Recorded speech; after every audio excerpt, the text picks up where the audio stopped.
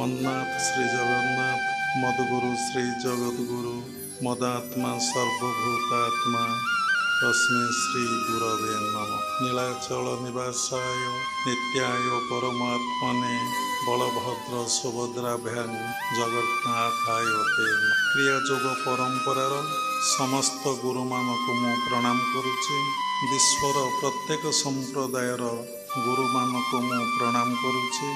उपस्थित भगवत स्वरूपगण सबरी भितरे जगन्नाथ को उपलब्धि करी मु प्रणाम करुछि। जीवनर प्रधान लक्ष्य होउछि भगवत दर्शन और भगवत उपलब्धि।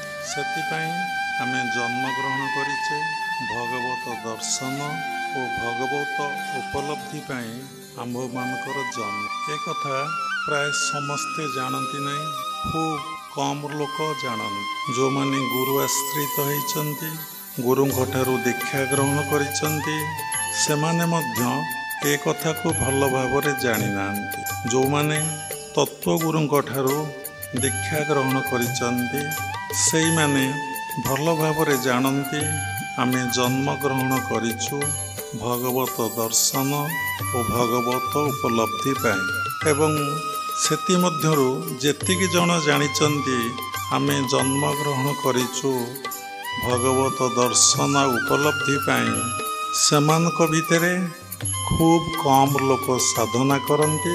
से साधना भितरु खूब कम लोकंकर भगवत दर्शन आउ भगवत उपलब्धि हुए। तेणु मनुष्य जन्मर लाभ जेबे गोविंदे करे भाव। आम एक कथा जानिचे, किंतु से विषय आम एत सचेतन केही नुहंती। भगवानकर मायार प्रभाव रे ये जीव एते दूर छंदा छंदी पड़ी जे एकता सुनिला परे जानिला परे मध्य से साधना करने को इच्छा प्रकाश करे नहीं। जेतिकी जन जानिचंती भगवत दर्शन उपलब्धि पाई आमर जन्म, सेथिकरु खूब कम लोकंकर खूब कम साधक साधिकार अनुभव हुए भगवत दर्शन आ उपलब्धि। देखंतु आपण माने समस्ते दीक्षा ग्रहण करिचंती, गुरुंक सानिध्य आसुचंती, साधना मध्य करुचंती, किंतु आमर जो जीवनर प्रधान लक्ष्य भगवत दर्शन बा ईश्वर दर्शन बा ईश्वर अनुभव आमनकर होउची होउनै। कहीं नामे आमर लक्ष्य निर्णय करनु। जदि लक्ष्य निर्णय करिचु तापरे आमे एते इम्पोर्टेंस बा एम्फासिस दौनु। गोटे मुख्य कर्म, गोटे हला गौण कर्म। आमे जे ईश्वर को दर्शन आ अनुभव पाई जन्म ग्रहण करिचु, या जे आमर मुख्य कर्म, या जे आमर बार्थ राइट, ए विषय रे आमे एते सचेतन नहु। जहा फल रे आमर एते पढ़िला परे, एते जानिला परे, सत्संगर आश्रय नेला परे आम मानकर भगवत दर्शन भगवत उपलब्धि केबे हो नहीं। भगवत दर्शन आ उपलब्धि पाई गोटे प्रक्रिया रही। जेमती क्षीर भितरे घृत अच्छी, ता खाली आखि को देखा जाए नहीं, किंतु ता भितरे घृत रही। जेमती पुष्प भितरे बास्नाटा रही, किंतु बास्नाटा देखा जाए नहीं, अनुभव हुए। जेमती तिल भितरे तैल अच्छी, ता खाली आखि को देखा जाए नहीं। सेही भली देह भितरे भगवान अच्छन्ति बा ईश्वर अच्छन्ति बा देही अच्छन्ति, ताहा जानिला परे मध्य, सुनिला परे मध्य, पढ़िला परे मध्य ता अनुभव हुए नहीं, दर्शन हुए नहीं। प्रथमे दर्शन, तापरे अनुभव। दर्शन ठारू अनुभवटा होउछि बहुत बड़। कहीं आम मानकर दर्शन आ अनुभव हो नहीं। कौन पाई कि हो नहीं, तार कारण कौन? समस्ते आमे जानिले आमर जन्म केवल एइथि कि କାହିଁକି ଦର୍ଶନ ଆଉ ଅନୁଭବ ହେଉନି? ଆମେ ସବୁବେଳେ ଜୀବବୋଧ ଅବସ୍ଥାରେ ରହିଯାଉଛେ।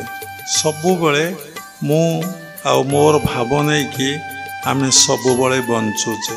କାହିଁକି ଆମେ ଈଶ୍ୱରୀୟ ଭାବ ଭଗବତ ବୋଧରେ ବା ଆତ୍ମବୋଧରେ ଆମ ଜୀବନଟାକୁ କାହିଁକି ଆମେ ଅତିବାହିତ ନ କରୁଛେ?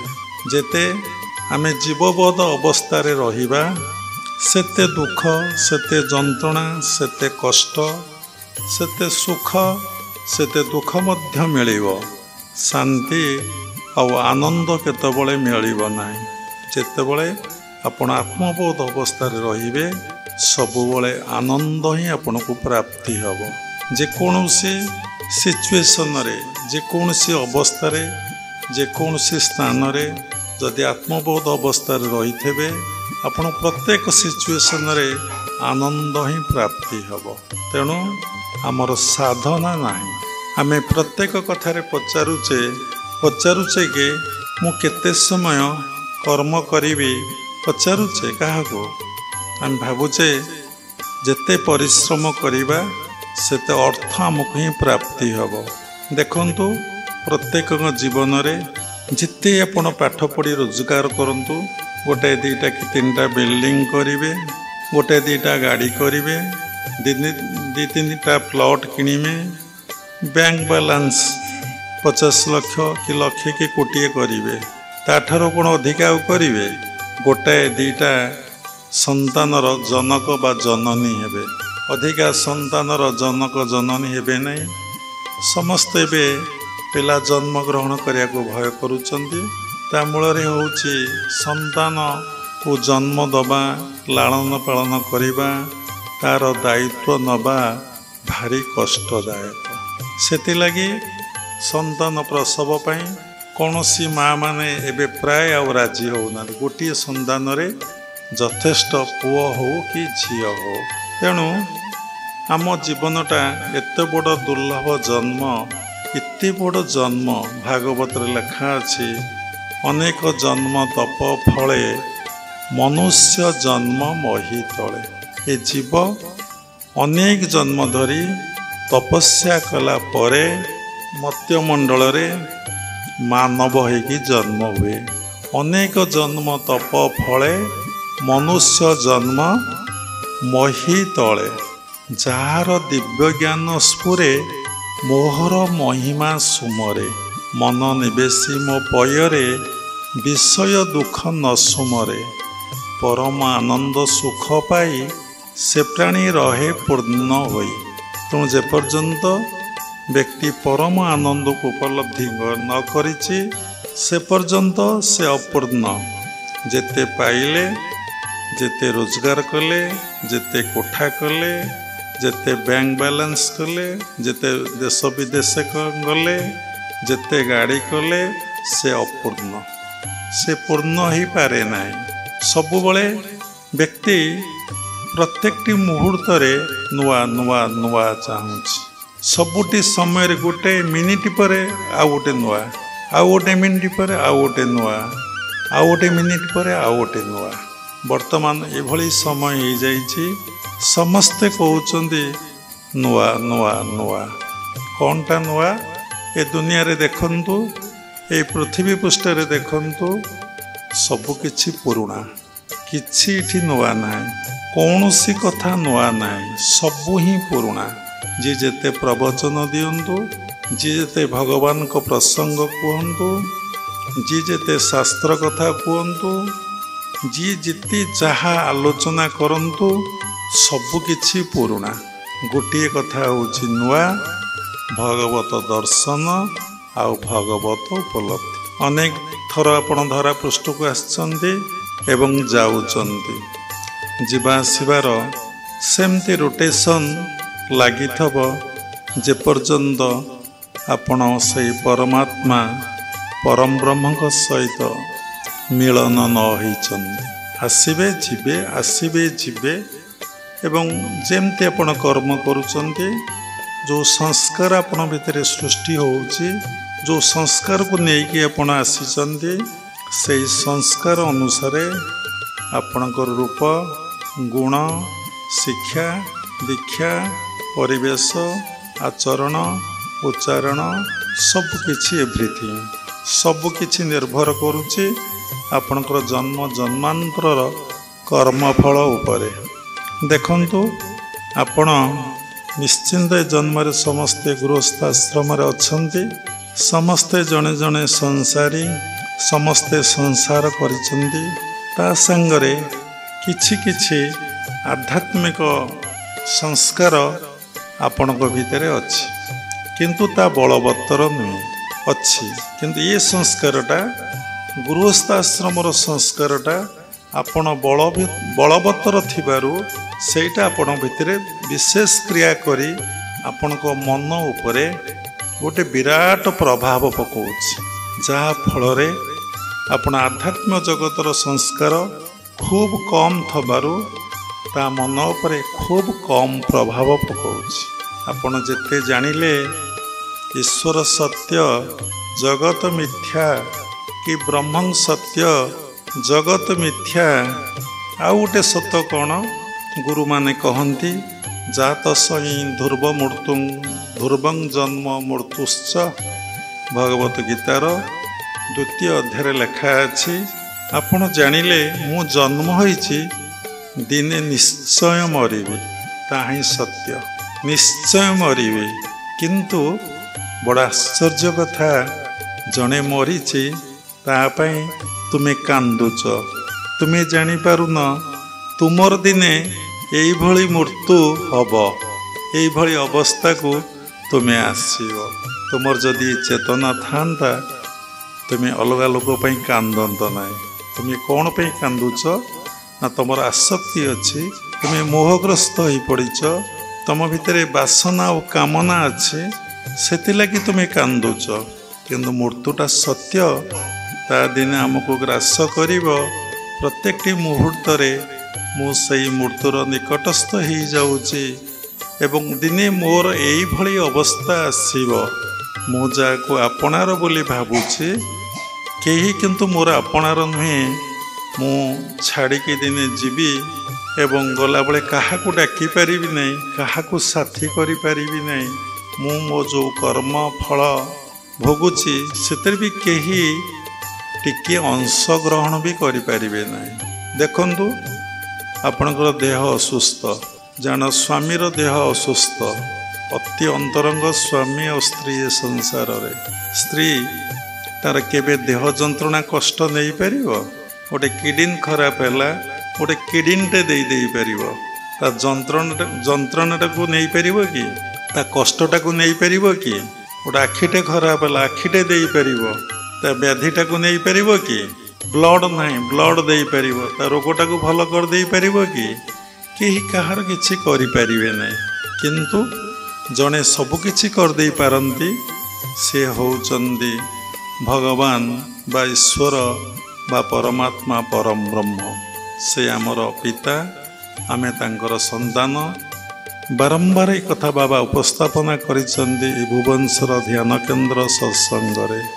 କିନ୍ତୁ ଆମେ ଏତେ ଶୁଣିଲା ପରେ, ଏତେ ଜାଣିଲା ପରେ, ଏତେ ବଡ଼ ଦୁର୍ଲଭ ଜନ୍ମ ଆମର ପ୍ରାପ୍ତି ହେଇଛି। ଏବେ ପୂର୍ବରୁ ଆମେ କହିଲୁ ଅନେକ ଜନ୍ମ ତପ ଫଳେ ମନୁଷ୍ୟ ଜନ୍ମ ମହି ତଳେ। ଅନେକ ଜନ୍ମ ତପସ୍ୟା କଲା ପରେ ଏ ମାନବ ଜନ୍ମ ଜୀବ ଲାଭ କରେ। ଆମେ କେତେ ଜନ୍ମରେ ଯେ କେତେ ପଶୁ ପକ୍ଷୀ ଜୀବ ଆଉ କୀଟପତଙ୍ଗ ହେଇ ଜନ୍ମ ହେଇଛେ ତାର ହିସାବ ନିକାଶ ନାହିଁ। ଦେଖନ୍ତୁ କେମିତି ପ୍ରମାଣ, ଗୋଟେ ଲୋକଟେ ବେଙ୍ଗ ଭଳି ବୋବଉଛି, ସେଥିରୁ ଆପଣ ଜାଣିବେ ସେ ନିଶ୍ଚିନ୍ତ ବେଙ୍ଗ ଥିଲା। ସେଇ ବେଙ୍ଗର ସଂସ୍କାରଟା କ'ଣ ହେଇଛି ନା ତାରି ଚିତ୍ତରେ ବୃତ୍ତି ଆକାରରେ ରହିଛି। ଗୋଟେ ଲୋକଟେ କୁକୁର ପରି ଭୋଗୁଛି, ସେ ନିଶ୍ଚିନ୍ତ କେଉଁ ଜନ୍ମରେ ଗୋଟେ କୁକୁର ଥିଲା। ଗୋଟେ ପୁରୁଷଟେ ସ୍ତ୍ରୀ ଲୋକ ଭଳିଆ ଅଭିନୟ କରୁଛି, ସେ ନିଶ୍ଚିନ୍ତ କେଉଁ ଜନ୍ମରେ ଗୋଟେ ସ୍ତ୍ରୀ ଲୋକ ଥିଲା।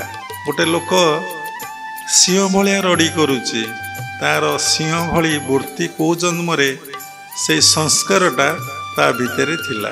ତେଣୁ ଏଇଥିରୁ ଜଣାପଡ଼େ ଗୋଟେ ଲୋକ ଠାକୁରଙ୍କୁ ଦେଖିଲେ ପ୍ରେୟାର କରୁଛି ବସିକି, କି ଅନେକ ଶ୍ଳୋକ ଆବୃତ୍ତି କରିପାରୁଛି, କି ଗୀତା ଭାଗବତ ଭଲ ଭାବରେ ପଢ଼ିପାରୁଛି, କି ଭଲ ଭାବରେ ଗୀତ ବୋଲି ପାରୁଛି, ଭଲ ଭାବରେ ବାଦ୍ୟଯନ୍ତ୍ରକୁ ସୁନ୍ଦର ଭାବରେ ବଜେଇ ପାରୁଛି ବିନା ଗୁରୁରେ। କେମିତି ନା ତା ଭିତରେ ସଂସ୍କାର ଥିଲା, ସେଇ ଜନ୍ମ ଜନ୍ମାନ୍ତର ସେଇ ବୃତ୍ତି ଦେଇ, ସେଇ କର୍ମ ଦେଇ ସେ ଆସିଛି, ମରିଛି ଏବଂ ତାର ସଂସ୍କାର ଗୁଡ଼ିକ ବୃତ୍ତି ଆକାରରେ ତା ଭିତରେ ରହିଛନ୍ତି। ଦେଖନ୍ତୁ, ଆପଣମାନେ ସମସ୍ତେ ଏଠି ବସିଛନ୍ତି, ଅନେକ ଥର ସତ୍ସଙ୍ଗ ଶୁଣୁଛନ୍ତି ବାବାଙ୍କ ଠାରୁ, କେତେ କଥା ଆପଣ ଶୁଣିଲେଣି, କେତେ କଥା ଜାଣିଲେଣି। ଏଠି ଗପ କାହାଣୀର ଉପସ୍ଥାପନା କରାଯାଉ ନାହିଁ, କିନ୍ତୁ ଆପଣ ଏତେ ଜାଣିଲା ପରେ ନିଜ ଜୀବନଟାକୁ କେବେ ସଜାଡ଼ି ଦେଲେଣି? କେବେ ସଜାଡ଼ି ପାରୁନାହାନ୍ତି, କେବେ ସଜାଡ଼ି ପାରୁନାହାନ୍ତି। ଦେଖନ୍ତୁ, ମନର ତିନୋଟି ଗୁଣ ଅଛି, ଗୋଟେ ତାମସିକ ଗୁଣ, ଗୋଟେ ରାଜସିକ ଗୁଣ, ଗୋଟେ ସାତ୍ତ୍ୱିକ ଗୁଣ। ପୁଣି ସାତ୍ତ୍ୱିକ ଗୁଣର ଅତିବାହିତ କଲେ ଆମେ ଭଗବାନଙ୍କୁ ଦର୍ଶନ ଆଉ ଅନୁଭବ କରିପାରିବାନି। ଟିକେ ମେଣ୍ଟାଲ ପିସ୍ ମିଳିବ, ଟିକେ ଶାନ୍ତି ମିଳିବ, ଆଉ ଟିକେ ଶାନ୍ତି ମିଳିବ, ଆନନ୍ଦ ମିଳିବନି। ସୁଖ ତ ସାଂସାରିକ ଜୀବନରେ ମିଳେ, କିନ୍ତୁ ଏଇ ଜନ୍ମରେ ଆମକୁ ଅନେକ ବର୍ଷ ହେଇଗଲାଣି, କାହାକୁ 50, କାହାକୁ 60, କାହାକୁ 40, ଏମିତି ବୟସ ପ୍ରାୟ ଏଠି ସମସ୍ତେ ବସିଛନ୍ତି, କାହାକୁ 70 ହେଲାଣି। ଥରେ ଦେଖନ୍ତୁ, ସବୁଥିପାଇଁ ଆମେ ବ୍ୟସ୍ତ ହୋଇପଡ଼ୁଛେ, ସବୁଥିପାଇଁ ଆମେ ଚିନ୍ତା କରି ବସୁଛେ।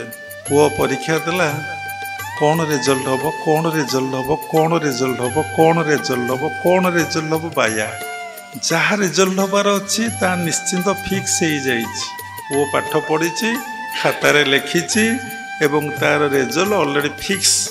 କିନ୍ତୁ ବାପ ମା କ'ଣ ରେଜଲ୍ଟ ହେବ, କ'ଣ ରେଜଲ୍ଟ ହେବ, କ'ଣ ରେଜଲ୍ଟ ହେବ, କ'ଣ ରେଜଲ୍ଟ ହେବ ମାନେ ଚିନ୍ତା କରି କରି ଆଉ ନିଦ ନାହିଁ, ଅନିଦ୍ରା ରୋଗ ଧରିଲାଣି ଏବଂ ଔଷଧ ଖାଇବାକୁ ପଡ଼ିଲାଣି, ରାତିରେ ନିଦ ହେଉନି। ସେ ଯେତେ ବୁଝିଲେ, ଗୁରୁଙ୍କର ସାନ୍ନିଧ୍ୟରେ ଆସିଲେ ଯେତେ ବୁଝିଲେ ମଧ୍ୟ ମନ ବୁଝିବ ନାହିଁ। ସେଇ କଥାକୁ ରିପିଟ୍ କରାଯିବ, ରିପିଟ୍ କରାଯିବ, ରିପିଟ୍ କରାଯିବ, ରିପିଟ୍ କରାଯିବ। ସେଇ କଥା ମନରେ କ'ଣ ହେବ ନା ବାରମ୍ବାର ଆସିବ, ଯିବ, ଆସିବ, ଯିବ, ଆସିବ, ଯିବ, ଏମିତି ଗାର୍ଡ଼ିଆନମାନଙ୍କର ଚାଲିଛି। ଆଉ ଗୋଟେ କଥା, ପୁଅର ବିବାହଘର ହେବ କି ଝିଅର ବିବାହଘର ହେବ, ସେ ବିଷୟରେ ଚାଲିଲା ଆଲୋଚନା। ବର୍ଷେ, 2 ବର୍ଷ, 3 ବର୍ଷ ଲାଗି ଚାଲିଗଲା, ମ୍ୟାରେଜ୍ ହେଇପାରିଲାନି। ସେଇ କର୍ମରେ ଆମେ ଏତେ ଦୂର ବ୍ୟସ୍ତ ହୋଇ ପଡ଼ିଲେ, ଏତେ ଦୂର ବିବ୍ରତ ହୋଇ ପଡ଼ିଲେ, କେତେ ପୂଜା ପାଠ, କେତେ ସାଧୁ ସନ୍ଥ, କେତେ କେଉଁଠି ଜାତକ ନେଇ ଦେଖେଇକି ବ୍ୟସ୍ତ ବିବ୍ରତ। କେଉଁ ଦିନ ବିବାହଘର ହେବ? ଆପଣ ଯଦି ଆତ୍ମଜ୍ଞାନର ଅଧିକାରୀ ହେଇଥାନ୍ତେ, ନିଜକୁ ଭଗବାନ ନିକଟରେ ସମର୍ପଣ କରିଦେଇଥାନ୍ତେ, ତାହେଲେ ଆପଣଙ୍କ ଭିତରେ ଏ ଚିନ୍ତା କେବେ ଆସିନଥାନ୍ତା। କ'ଣ ଚିନ୍ତା ଆସିଥାନ୍ତା ନା ତାର ଯେଉଁ ଦିନ ବିବାହଘର ହେବାର ଅଛି ସେଦିନ ହେବ। ଯଦି ଆମେ ଜାଣିଛେ ଈଶ୍ୱରଙ୍କର ବିନା ନିର୍ଦ୍ଦେଶରେ ଏ ସୃଷ୍ଟିରେ ଦୁବ ଘାସ ହଲେ ନାହିଁ, ଗଛର ପତ୍ର, ଗଛରୁ ପତ୍ର ପଡ଼େ ନାହିଁ, ଯାହା କିଛି ହୁଏ ତାଙ୍କରି ଇଚ୍ଛାରେ ହୁଏ। ଯଦି ଏଇ ବୋଧ, ଏଇ ଜ୍ଞାନ ଆମର ଥାନ୍ତା, ତାହେଲେ ଆମେ ବ୍ୟସ୍ତ ହୁଅନ୍ତେ କି, ଚଞ୍ଚଳ ହୁଅନ୍ତେ କି, ବିବ୍ରତ ହୁଅନ୍ତେ କି? ଆମେ ପ୍ରତ୍ୟେକ କର୍ମ ସହିତ ଜଡ଼ିତ ହେଇଯାଉଛେ। ପ୍ରତ୍ୟେକ କର୍ମକୁ ଭାଗବତ କର୍ମ ବୋଲି ଭାବୁନେ। ପ୍ରତି କର୍ମ ସହିତ ଆମେ ଏଭଳି ଆଟାଚମେଣ୍ଟ ହେଇଯାଉଛେ, ସେ କର୍ମ ଆମକୁ ବାନ୍ଧି ପକାଉଛି, ସେ କର୍ମରେ ଆମେ ଛନ୍ଦାଛନ୍ଦି ହେଇଯାଉଛେ। କହିବାର କଥା, ଏହାଦ୍ୱାରା କ'ଣ ହେଉଛି ନା ଆମର ମାନସିକ ଅସ୍ଥିରତା, ମାନସିକ ଦୁଶ୍ଚିନ୍ତା, ମାନସିକ ରୋଗ ଆମଠାରେ ସୃଷ୍ଟି ହେଉଛି। ସମସ୍ତେ ଏବେ କହୁଛନ୍ତି, କ'ଣ ତୁମେ ମେଣ୍ଟାଲ ପିସ୍ ପାଉଛ? ଷ୍ଟ୍ରେସ୍ ଭିତରେ ସମସ୍ତେ ରହୁଛନ୍ତି। ଷ୍ଟ୍ରେସ୍ ରିଲାକ୍ସ ପାଇଁ ସବୁ ମେଡ଼ିସିନ ଖାଉଛନ୍ତି, ରାତିରେ ନିଦ ହେଉନି, ସମସ୍ତେ ଏବେ ଔଷଧ ଖାଉଛନ୍ତି, ନିଦ ବଟିକା। ଦେଖନ୍ତୁ, ଏବେ ସମସ୍ତେ ଯାହାଙ୍କୁ ହାତ ମାରି ଦେଖନ୍ତୁ ସେ ରୋଗୀ, ଯାହାଙ୍କୁ ହାତ ମାରି ଦେଖନ୍ତୁ ସେ ରୋଗୀ। କ୍ୱଚିତ ଜଣେ ଜଣେ କିଏ ରୋଗରୁ ମୁକ୍ତ ହେଇଥିବେ, ସମସ୍ତଙ୍କଠି ରୋଗଗ୍ରସ୍ତ ଆଉ ସମସ୍ତେ ଔଷଧ ଖାଉଛନ୍ତି। ଏଲୋପାଥି ଡକ୍ଟର ପାଖରେ ଦେଖନ୍ତୁ କି ଭିଡ଼, ଅସମ୍ଭବ ଭିଡ଼। ହୋମିଓପାଥି ଡକ୍ଟର ପାଖରେ ଦେଖନ୍ତୁ କି ଭିଡ଼। ଆୟୁର୍ବେଦିକ ଡକ୍ଟର ପାଖରେ ଦେଖନ୍ତୁ କେତେ ଭିଡ଼। 10 ବର୍ଷ ପୂର୍ବକୁ ଚାଲି ଯାଆନ୍ତୁ, କାହାକୁ ଏତିକି ରୋଗଗ୍ରସ୍ତ ହେଉନଥିଲେ। ଏବେ ସମସ୍ତେ ରୋଗଗ୍ରସ୍ତ। ଏହାର କାରଣ କ'ଣ? ଏହାର ଅନେକ କାରଣ ଅଛି। ଗୋଟିଏ କାରଣ ହେଉଛି ଆମେ ଯେଉଁ ରୋଗ ଭୋଗୁଛେ ତା ମୂଳରେ ହେଉଛି ଆମ କର୍ମରେ ତ୍ରୁଟି ରହିଯାଉଛି। ଭାଗବତରେ ଗୋଟେ ପଦ ଉଲ୍ଲେଖ ଅଛି, ଭୂତାତ କର୍ମ ପାଦେ ସେବ କର୍ମହୁ ନାହିଁ ଅନ୍ୟ ଦେବ। କର୍ମ ଏହାର ମୂଳ ବୀଜ, ବୃକ୍ଷ ଉଙ୍କରି ଉଠେ ତେଜ। ସବୁରି ମୂଳରେ ଆମ କର୍ମଟା ଭୁଲ ହେଇଯାଉଛି। ପୂର୍ବାର୍ଜିତ ପାପଂ ବ୍ୟାଧି ରୂପେଣ ପୀଡ଼ିତଂ। ପୂର୍ବର ଅର୍ଜିତ ପାପଟା ଆମକୁ ବ୍ୟାଧି ରୂପରେ ଭୋଗ କରିବାକୁ ପଡ଼େ। ଏଇଟା ହେଲା ମୂଳ କାରଣ। ଏଇଟା ହେଲା ଠିକ୍ କଥା, ଏଇଟା ନିର୍ଯାସ କଥା। ଆଉ ଗୋଟେ କାରଣ ହେଉଛି ଆମେ ବର୍ତ୍ତମାନ ଯେଉଁ ଖାଦ୍ୟ ଖାଉଛେ ସେ ଖାଦ୍ୟର ଗୁଡ଼ିକ ସାର ଔଷଧରେ ପରିପୂର୍ଣ୍ଣ ହୋଇକି ଅଛି। ଆଜି ଔଷଧ ପ୍ରୟୋଗ କରାଯାଉଛି, କାଲି ଆମେ ଖାଦ୍ୟକୁ ତୋଳିକି ଖାଉଛେ। ସବୁରି ମୂଳରେ କର୍ମ ଆମର ଭୁଲ ହେଇଯାଇଛି, ଯାହାଫଳରେ ସେଇ ଖାଦ୍ୟର ସାରାଂଶ ଯେତେବେଳେ ଆମର ଦେହ ଭିତରୁ ଯାଉଛି, ଖାଦ୍ୟଟା ଯାଉଛି, ସାର ଔଷଧ ବଡ଼ି ଭିତରୁ ଗଲେ କ'ଣ ନ କରିବ, ସେ କି ପ୍ରକାର ପ୍ରତିକ୍ରିୟା ନ ହେବ କହିଲେ ବହୁତ ସମୟ ଯିବ। ଆମେ ସାଧନା ଉପରେ କଥା ହେବା। କାହିଁକି ମାନସିକ ଦୁଶ୍ଚିନ୍ତା ଅସ୍ଥିରତା ଆମର ରହୁଛି?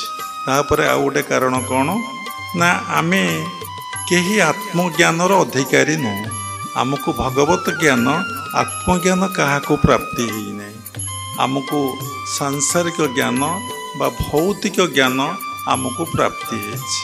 ଯେଉଁ ଭୌତିକ ଜ୍ଞାନ ପ୍ରାପ୍ତି ଦ୍ୱାରା ଆମର ମାନସିକ ଅସ୍ଥିରତା, ମାନସିକ ଦୁଶ୍ଚିନ୍ତା ସବୁକିଛି ବଢ଼ିବାରେ ଲାଗିଛି। ଗୋଟେ କଥା ଆମେ ଥରେ ପଢ଼ିଥିଲୁ, ରାମ ହରିରେ କାର୍ଯ୍ୟ ନାହିଁ ମନକୁ ସ୍ଥିର କର ତୁଇ। ରାମ ହରିରେ କିଛି କାର୍ଯ୍ୟ ନାହିଁ। ବହୁତ ଲୋକ ସୁନ୍ଦର ଭାବରେ ଭାଗବତ ପ୍ରସଙ୍ଗ କହିପାରିବେ, ସୁନ୍ଦର ଭାବରେ ଭଜନ ବୋଲିପାରିବେ, ଘଣ୍ଟା ଘଣ୍ଟା ପ୍ରବଚନ ଦେଇପାରିବେ। ବଡ଼ ବଡ଼ ପ୍ରବକ୍ତା ମଧ୍ୟ ଆଜିକାଲି ସଂସାରରେ ଅଭାବ ନାହିଁ, ଯାହାଙ୍କର ରାତିକେ ପ୍ରବଚନରେ 50,000, 1,20,000 ସେମାନେ ନେଉଛନ୍ତି। ଲୋକଙ୍କର ଏ ସଂସାରରେ ବିଭିନ୍ନ ପ୍ରକାର ଲୋକ ଅଛନ୍ତି। ଯେମିତି ଗୋଟେ ପୋଖରୀରେ ବା ସମୁଦ୍ରରେ ଅନେକ ପ୍ରକାର ମାଛ ଅଛନ୍ତି, ଗୋଟେ ଜଙ୍ଗଲରେ ବିଭିନ୍ନ ପ୍ରକାର ଗଛ ଯେମିତି ଅଛି, ବିଭିନ୍ନ ପ୍ରକାର ପ୍ରାଣୀ, ବାଘ ଅଛନ୍ତି, ସିଂହ ଅଛନ୍ତି, ଭାଲୁ ଅଛନ୍ତି, ହରିଣ ଅଛନ୍ତି, ଓଟ ଅଛନ୍ତି, ଗଧିଆ ଅଛନ୍ତି, କୁକୁର ଅଛନ୍ତି, ସରୀସୃପ ଠାରୁ କୀଟପତଙ୍ଗ ପର୍ଯ୍ୟନ୍ତ ଅଶେଷ ପ୍ରାଣୀ ଜୀବମାନେ ସବୁ ବାସ କରୁଛନ୍ତି। ସେହିଭଳି ଭଗବାନଙ୍କ ସଂସାରରେ 3 ପ୍ରକାର ପ୍ରାଣୀ ଅଛନ୍ତି। ବାବା ପୂର୍ବରୁ କହୁଥିଲେ, ସାତ୍ଵିକ, ରାଜସିକ ଆଉ ତାମସିକ। ସେହି ପ୍ରକାର ପ୍ରାଣୀ ଅଛନ୍ତି। ସାତ୍ଵିକ ଲୋକମାନଙ୍କର ଟିକେ ନିଶା, ଟିକେ ଭଗବତ ପ୍ରସଙ୍ଗ ଶୁଣିବା, ଟିକେ ହରିକୃଷ୍ଣ କର୍ମ ଟିକେ କରିବା, ଯଜ୍ଞ ଟିକେ କରିବା, ଅଷ୍ଟପର ଟିକେ କରିବା, ପ୍ରବକ୍ତାମାନଙ୍କୁ ଡାକି ଭଗବତ ପ୍ରସଙ୍ଗ ଟିକେ ଶୁଣିବା, ଭଗବାନଙ୍କର ମହିମା, ଭଗବାନଙ୍କର ଗୁଣ, ଭଗବାନଙ୍କର ନାମ ଟିକେ କୀର୍ତ୍ତନ ହେଲେ ତାଙ୍କୁ ଟିକେ ଭଲ ଲାଗେ। କିନ୍ତୁ ଶୁଣନ୍ତି ଏବଂ କ'ଣ ସେଠି ଆଲୋଚନା ହୁଏ କେହି କିଛି ବୁଝନ୍ତି ନାହିଁ। ଏବଂ ନିଜ ଜୀବନକୁ ପରିବର୍ତ୍ତନ କରିବା ପାଇଁ ବା ରୂପାନ୍ତରିତ କରିବା ପାଇଁ କ'ଣ ରୂପାନ୍ତରିତ କରିବେ ନା, ଜୀବବୋଧରୁ କିଭଳି ଭାବରେ ଆତ୍ମବୋଧକୁ ଯିବେ ବା ପ୍ରକୃତି ଭାବରୁ କିଭଳି ଭାବରେ ପୁରୁଷ ଭାବକୁ ଯିବେ। ଜଣେ ବ୍ୟକ୍ତି ଆମକୁ ପ୍ରଶ୍ନ କଲେ ଭୁବନେଶ୍ୱରରୁ, ଏଇ 2 ଦିନ ତଳେ, କାଲି ପ୍ରାୟ ପ୍ରଶ୍ନ କଲେ ମୁଁ ଗୁରୁଙ୍କୁ ଗୁରୁଙ୍କୁ ସ୍ୱାମୀ ବୋଲି କହିବି ନା ଜଗନ୍ନାଥଙ୍କୁ ସ୍ୱାମୀ ବୋଲି କହିବି? ଆମେ ଟିକେ ଥିଲୁ, ଆଟ୍ ଏ ଟାଇମ୍ 2ଟା ଫୋନ୍ ରହୁଛି। ଗୋଟିଏ ଫୋନ୍ ଦିଆହେଇଛି ବାହାର ଲୋକମାନଙ୍କ ପାଇଁ ଗୋଟିଏ ଫୋନ୍ ଦିଆହେଇଛି ଆଶ୍ରମବାସୀଙ୍କ ପାଇଁ। ଏ ଫୋନ୍ ବାଜୁଛି, ସେ ଫୋନ୍ ଯଦି ବାଜିଲା ପ୍ରୋବ୍ଲେମ୍। ଆମେ କହିଲୁ ସେ ଶୁଣିବେ ନିଶ୍ଚିନ୍ତ, ସତ୍ସଙ୍ଗ ସବୁ ଶୁଣନ୍ତି। ଆପଣ ଜଗନ୍ନାଥଙ୍କୁ ସ୍ୱାମୀ ରୂପରେ ଭାବନ୍ତୁ, ଗୁରୁଙ୍କୁ ସ୍ୱାମୀ ରୂପରେ ଭାବନ୍ତୁ ନାହିଁ। ତାପରେ ପଚାରିଲୁ କାହିଁକି ଜଗନ୍ନାଥଙ୍କୁ ଭାବିବେ, ନିଜ ଗୁରୁଙ୍କୁ ସ୍ୱାମୀ ବୋଲି କାହିଁ ନ ଭାବିବେ? ସେ କହିପାରିଲେ ନାହିଁ। ଦେଖନ୍ତୁ, ଆପଣଙ୍କ ଗୁରୁଙ୍କୁ ଏ ଜଗତ କେବେ ସ୍ୱାମୀ ରୂପରେ ମାନିବ ନାହିଁ। ଆପଣଙ୍କର କେତୋଟି ସମ୍ପ୍ରଦାୟର ଶିଷ୍ୟ ଆଉ ଶିଷ୍ୟା ମାନିବେ, ସମସ୍ତେ ବି ମାନିବେ ନାହିଁ। କିନ୍ତୁ ଜଗନ୍ନାଥଙ୍କୁ ସମସ୍ତେ ସ୍ୱାମୀ ରୂପରେ ମାନୁଛନ୍ତି। ତାର ପ୍ରମାଣ, ଆପଣ ଯେତେବେଳେ ମନ୍ଦିର ଯାଆନ୍ତି, ଆମେ ପଚାରିଲୁ ଆପଣ ପାଖରେ ଆପଣ ସ୍ୱାମୀ ସ୍ତ୍ରୀ ମନ୍ଦିର ଗଲେ, ଆପଣ ସ୍ୱାମୀ ଛିଡ଼ା ହେଇଛନ୍ତି, ଆପଣ ତାଙ୍କ ଆଗରେ କହୁଛନ୍ତି ଜଗନ୍ନାଥ ସ୍ୱାମୀ ନୟନ ପଥଗାମୀ ଭବ ତୁମେ। ଆପଣଙ୍କୁ ଲଜ୍ଜା ମାଡ଼ୁନାହିଁ? ଆପଣ ସ୍ୱାମୀ ଛିଡ଼ା ହେଇଛନ୍ତି, ଆଉ ଜଣେ ସ୍ୱାମୀ ରୂପରେ ବରଣ କରିସାରିଲେଣି ଏବଂ ଆପଣଙ୍କ ସ୍ୱାମୀକି ବି ଜଣା ନାହିଁ, ଏବଂ ସେ ମଧ୍ୟ କହୁଛି ଜଗନ୍ନାଥ ସ୍ୱାମୀ ନୟନ ପଥଗାମୀ ଭବ ତୁମେ। ଆରେ ସିଏ ତ ପୁଣି କେମିତି କଥା କହୁଛି? ସିଏ ତ ସ୍ୱାମୀ, ପୁଣି କେଉଁ ସ୍ୱାମୀକି ଡାକୁଛି? ତେଣୁ ସମସ୍ତଙ୍କର ସ୍ୱାମୀ ହେଉଛନ୍ତି ସେଇ ଜଗତର ନାଥ ଜଗନ୍ନାଥ। ଏ ଦୁନିଆରେ ସମସ୍ତେ ନାରୀ, ଜଣେ ହିଁ ପୁରୁଷ। ସମସ୍ତେ ନାରୀ, ସମସ୍ତେ ହିଁ ପ୍ରକୃତି, ଜଣେ ହିଁ ପୁରୁଷ। ଯେତେବେଳେ ମୀରାବାଇ ବୃନ୍ଦାବନ ଯାଇଥିଲେ, ସେ ବୃନ୍ଦାବନରେ ପରିକ୍ରମା କରିବା ସମୟରେ ରୂପ ଗୋସ୍ୱାମୀକୁ ଭେଟିବାକୁ ଗଲେ। ସେହି ସମୟରେ ତାଙ୍କର ଜଣେ ଶିଷ୍ୟ ଦ୍ୱାର ମୁହଁରେ ଥିଲେ, ଜଗିଥିଲେ। ସେ କାହାକୁ ଛାଡ଼ି ଦେଉନଥିଲେ ଦର୍ଶନ ପାଇଁ, ପରମିଶନ ମିଳିଲେ ଛାଡ଼ୁଥିଲେ। ସେ କୌଣସି ନାରୀମାନଙ୍କର ମୁଖ ଦର୍ଶନ କରୁନଥିଲେ। ମୀରାକୁ ତାଙ୍କ ଶିଷ୍ୟ ଯେତେବେଳେ କଥା କହିଲେ, ମୀରା କହିଲେ ଓହୋ, ଏ ବୃନ୍ଦାବନରେ ଜଣେ ହିଁ ପୁରୁଷ ଯାହାଙ୍କ ପାଇଁ ମୁଁ ଆସିଥିଲି, ସେ ହେଉଛନ୍ତି ଭଗବାନ ଶ୍ରୀକୃଷ୍ଣ। ଆରେ ଏଠି ଦ୍ୱିତୀୟ ପୁରୁଷ ଉପସ୍ଥାପନ କରୁଛନ୍ତି, ବହୁତ ଭଲ। ଯେତେବେଳେ ମୀରା ଏକଥା ତାଙ୍କର ଶିଷ୍ୟଙ୍କୁ କହିଲେ, ସେ କଥା ଶୁଣିପାରିଲେ। ସେ ଡାକିକି କହିଲେ ମୀରାଙ୍କୁ ଡାକନ୍ତୁ। ବଡ଼ ମୀରା ଆସିଲେ, ଦର୍ଶନ କଲେ, ବାକ୍ୟାଳାପ ହେଲା, ବହୁତ କଥା। ତେଣୁ ଏ ସୃଷ୍ଟିରେ ଜଣେ ହିଁ ପୁରୁଷ, ସମସ୍ତେ ହିଁ ନାରୀ। କେହି ଏଠି ପୁରୁଷ ନୁହନ୍ତି। ପୁରୁଷର ଲକ୍ଷଣ ଅଛି, ଯେ ପୁରୁଷ ତାର ଛାଇ ପଡ଼ିବ ନାହିଁ, ଯେ ପୁରୁଷ ତାର ଛାଇ କେତେବେଳେ ପଡ଼ିବ ନାହିଁ। ଆହୁରି ଅନେକ କଥା ଅଛି, ଏଠି କହିହେବ ନାହିଁ ଖୋଲିକି, କାରଣ ସତ୍ସଙ୍ଗ ହେଉଛି, ଏ ସତ୍ସଙ୍ଗ ସମସ୍ତେ ଶୁଣୁଛନ୍ତି, ସତ କଥାଟେ, କିନ୍ତୁ ବାବା କହିବେ ନାହିଁ। ଏଠି ସମସ୍ତେ ନାରୀ, ଜଣେ ହିଁ ପୁରୁଷ। ସେ ସବୁରି ଭିତରେ ରମଣ କରୁଛି ଆମକୁ। ଯିଏ ଏ ଶରୀର ଭିତରେ ରମଣ କରୁଛି, ସେ ହିଁ ପୁରୁଷ, ଆଉ ସମସ୍ତେ ହିଁ ନାରୀ। ଜଣେ ମା ଫୋନ୍ କଲେ, ମୁଁ କହିଲି ଆପଣ ବିବାହ ହେଇଛନ୍ତି? ନା ନା। ବୋଲେ କାହିଁକି ବିବାହ ହେଲେ ନାହିଁ? ସେ କହିଲେ ଇଚ୍ଛା ହେଲା ନାହିଁ, ବିବାହ ହେଲି ନାହିଁ। ବୋଲେ ଠିକ୍ ଅଛି, ଆପଣ ଭୌତିକ ଜଗତରେ ବିବାହ ହେଲେ ନାହିଁ। ଭୌତିକ ଜଗତରେ ଆପଣ ନାରୀ ଗୋଟେ ପୁରୁଷକୁ ବିବାହ ହେଇଥାନ୍ତେ। କିନ୍ତୁ ଯଦି ଆପଣ ଭୌତିକ ଜଗତରେ ମ୍ୟାରେଜ୍ କଲେ ନାହିଁ, ତାହେଲେ ଆଧ୍ୟାତ୍ମିକ ଜଗତରେ ଆପଣ ବିବାହ ହେବେ? ସେ ପ୍ରଶ୍ନ କଲେ ବାବା, ଆଧ୍ୟାତ୍ମିକ ଜଗତରେ କ'ଣ ବିବାହ ଅଛି? କହିଲେ ନିଶ୍ଚିନ୍ତ ଆଧ୍ୟାତ୍ମିକ ଜଗତରେ ବିବାହ ଅଛି। ସେ କହିଲେ କି କାହାକୁ ଆଧ୍ୟାତ୍ମିକ ଜଗତରେ ବିବାହ କରିବାକୁ ପଡ଼େ? ମୁଁ କହିଲି ବିବାହ ଅର୍ଥ ମିଳନ। ଭୌତିକ ଜଗତରେ ଗୋଟେ ସ୍ୱାମୀ ସ୍ତ୍ରୀର ମିଳନ ହୁଏ, ତାହା ହିଁ ବିବାହ। ଶରୀର ସହିତ ଶରୀର ମିଳନ ହୁଏ, ମନ ସହିତ ମନର ମିଳନ ହୁଏ, ନେଚର ସହିତ ନେଚରର ମିଳନ ହୁଏ। ଯେଉଁଠି ମିଳନ ନ ହୋଇପାରେ ସେଇଠି ଅଶାନ୍ତି ସୃଷ୍ଟି ହୁଏ, ପାରିବାରିକ ଅଶାନ୍ତି ଦେଖାଦିଏ। କିନ୍ତୁ ଭୌତିକ ଜଗତରେ ଯେମିତି ମିଳନ ଅଛି, ଆଧ୍ୟାତ୍ମିକ ଜଗତରେ ସେମିତି ବିବାହ ଅଛି ଏବଂ ସେମିତି ମିଳନ ମଧ୍ୟ ଅଛି। ନା କେମିତି? ଆମେ କହିଲୁ ଆଧ୍ୟାତ୍ମିକ ଜଗତରେ ଆପଣ ଯେଉଁ ପରମ ପିତା ପରମ ବ୍ରହ୍ମ ଅଛନ୍ତି, ଭଗବାନ ଅଛନ୍ତି, ତାଙ୍କ ସହିତ ଆପଣ ମିଳନ ହେବେ। ନା କ'ଣ ତାଙ୍କ ସହିତ ମିଳନ ହୁଏ? ମୁଁ କହିଲେ ହଁ, ନିଶ୍ଚିନ୍ତ ମିଳନ ହୁଏ। ତାଙ୍କ ସହିତ କେବଳ ମନର ମିଳନ ହୁଏ, ଦେହର ମିଳନ ହୁଏ ନାହିଁ। ତେଣୁ ଆପଣ ଦେହରୁ ଅତୀତ ହେଲେ, ଏ ମନ ସେ ଯେଉଁଠି ଶରୀର ଭିତରେ ଅଛନ୍ତି, ଯେତେବେଳେ ତାଙ୍କ ସହିତ ମିଳନ ହେଇଯାଏ, ତାଙ୍କ ସହିତ କ'ଣ ହୁଏ ନା ବିଭାଘର ହେଇଯାଏ। ଯେତେବେଳେ ବିଭାଘର ହୁଏ, ଯେମିତି ଭୌତିକ ଜଗତରେ ବିବାହ ହେଲେ ପୁଅ ଆଉ ଝିଅ ହୁଅନ୍ତି ବା ଝିଅ ବା ପୁଅ ହୁଅନ୍ତି, ସେମିତି ଆଧ୍ୟାତ୍ମ ଜଗତରେ ବିବାହ ହେଲେ କ'ଣ ହୁଏ ନା ପୁଅ ଆଉ ଝିଅ ହୁଅନ୍ତି। କ'ଣ ପୁଅ ଝିଅ ନା ଜ୍ଞାନ ଆଉ ଭକ୍ତି ଜନ୍ମଗ୍ରହଣ କରନ୍ତି। ଯାହା ଭିତରେ ଜ୍ଞାନ ଆସିଲା, ଆଧ୍ୟାତ୍ମିକ ଜ୍ଞାନ, ଦେଖିବେ ତାର ଭଗବାନଙ୍କ ସହିତ ମିଳନ ନିଶ୍ଚିନ୍ତ ହେଉଛି। ହେଲେ ଜ୍ଞାନ କେବେ ଆସିବ ନାହିଁ। ଏବଂ ଯାହା ଭିତରେ ଭକ୍ତି ଆସିଛି, ଭକ୍ତି ହେଲା ଝିଅ, ଜ୍ଞାନ ହେଲା ପୁଅ। ଯାହା ଭିତରେ ଭକ୍ତି ଆସିଯାଇଛି, ଝିଅ ଆସିଯାଇଛି, ତାର ଅତି କୋମଳତା ଅବସ୍ଥା ଆସିଯାଇଛି, କୋମଳ ଅବସ୍ଥା। ତେଣୁ ବିବାହ ହେବାକୁ ପଡ଼ିବ। ଦେଖନ୍ତୁ, ଯଦି ବିବାହ ହେଲା ପରେ ଆପଣ ଏବେ ଝିଅ ଅଛନ୍ତି, କେବେ ଆପଣ ସିନ୍ଦୁର ପିନ୍ଧିପାରିବେ ନାହିଁ। ପିନ୍ଧିପାରିବେ କି? ନାହିଁ। କହିଲେ ବାହା ହେଲେ କାହିଁ ସିନ୍ଦୁର ପିନ୍ଧୁଛନ୍ତି? ଆପଣ ସ୍ୱାମୀ ଆସିଛି ବୋଲି। କିନ୍ତୁ ସିନ୍ଦୁରଟା ଆପଣଙ୍କର ନୁହେଁ, ସିନ୍ଦୁରଟା ହେଉଛି ସ୍ୱାମୀର। ସ୍ୱାମୀ ପାଇଁ ଆପଣ ସିନ୍ଦୁର ପିନ୍ଧୁଛନ୍ତି, କିନ୍ତୁ ଆପଣ ସିନ୍ଦୁର ପିନ୍ଧୁନାହାନ୍ତି। ତେଣୁ ସେମିତି ସାଧୁମାନେ ଦେଖିଥିବେ ସବୁ ସିନ୍ଦୁର ବହୁତ ସାଧୁ ପିନ୍ଧିଥାନ୍ତି।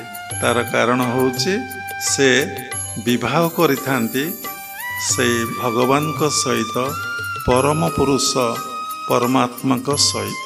ତେଣୁ ଯାହା ଭିତରେ ଜ୍ଞାନ ଆସିଛି, ଭକ୍ତି ଆସିଛି, ଯିଏ ବିବାହ ହେଇଛି ବାସ୍ତବରେ ଆଧ୍ୟାତ୍ମିକ ଜଗତରେ ବିବାହାର୍ଥ ମିଳନ ହେଇଛି।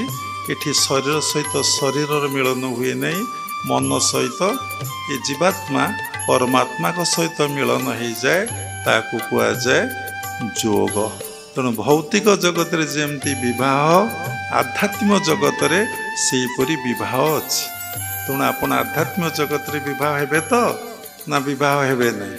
ଯେଉଁଠି ପରମ ପୁରୁଷ ପରମ ବ୍ରହ୍ମ ଅଛନ୍ତି, ସହସ୍ର ଦଳ କମଳରେ ସହସ୍ରାରେ ଏଇଠି ଅଛନ୍ତି, ସେଇଠି ଯେଉଁ ଦିନ ଆପଣଙ୍କର ମନ ଆଉ ପ୍ରାଣ ସ୍ଥିର ହେଇଯିବ, ଆପଣ ମିଳନ ହେବେ। ବହୁ ସମୟ ସ୍ଥିର ହୋଇ ରହିଲେ ଆପଣଙ୍କ ଭିତରେ ଜ୍ଞାନ ଆଉ ଭକ୍ତି ହିଁ ଆସିବ। ଜ୍ଞାନ ଆପଣଙ୍କର ପୁଅ, ଭକ୍ତି ହିଁ ଆପଣଙ୍କର ଝିଅ। ସେ ଜ୍ଞାନ ଭକ୍ତିକୁ ନେଇ ଆପଣ ସଂସାରରେ ଏଇ ପୁଅ ଝିଅକୁ ନେଇ ମହା ଆନନ୍ଦରେ କାଳତିପାତ କରିବେ। ତେଣୁ ନଲେଜ ଇଜ୍ ପାୱାର। ଯେଉଁ ଲୋକର ଜ୍ଞାନ ଅଛି, ସେ ଯେଉଁଠିକି ଯିବ ସେଠି ହିଁ ପୂଜା ପାଇବ। ଭଗବାନ ଭଗବତ ଗୀତାରେ କହିଛନ୍ତି କ'ଣ ନା ଜ୍ଞାନଂ ଲବ୍ଧା ପରାଂ ଶାନ୍ତି।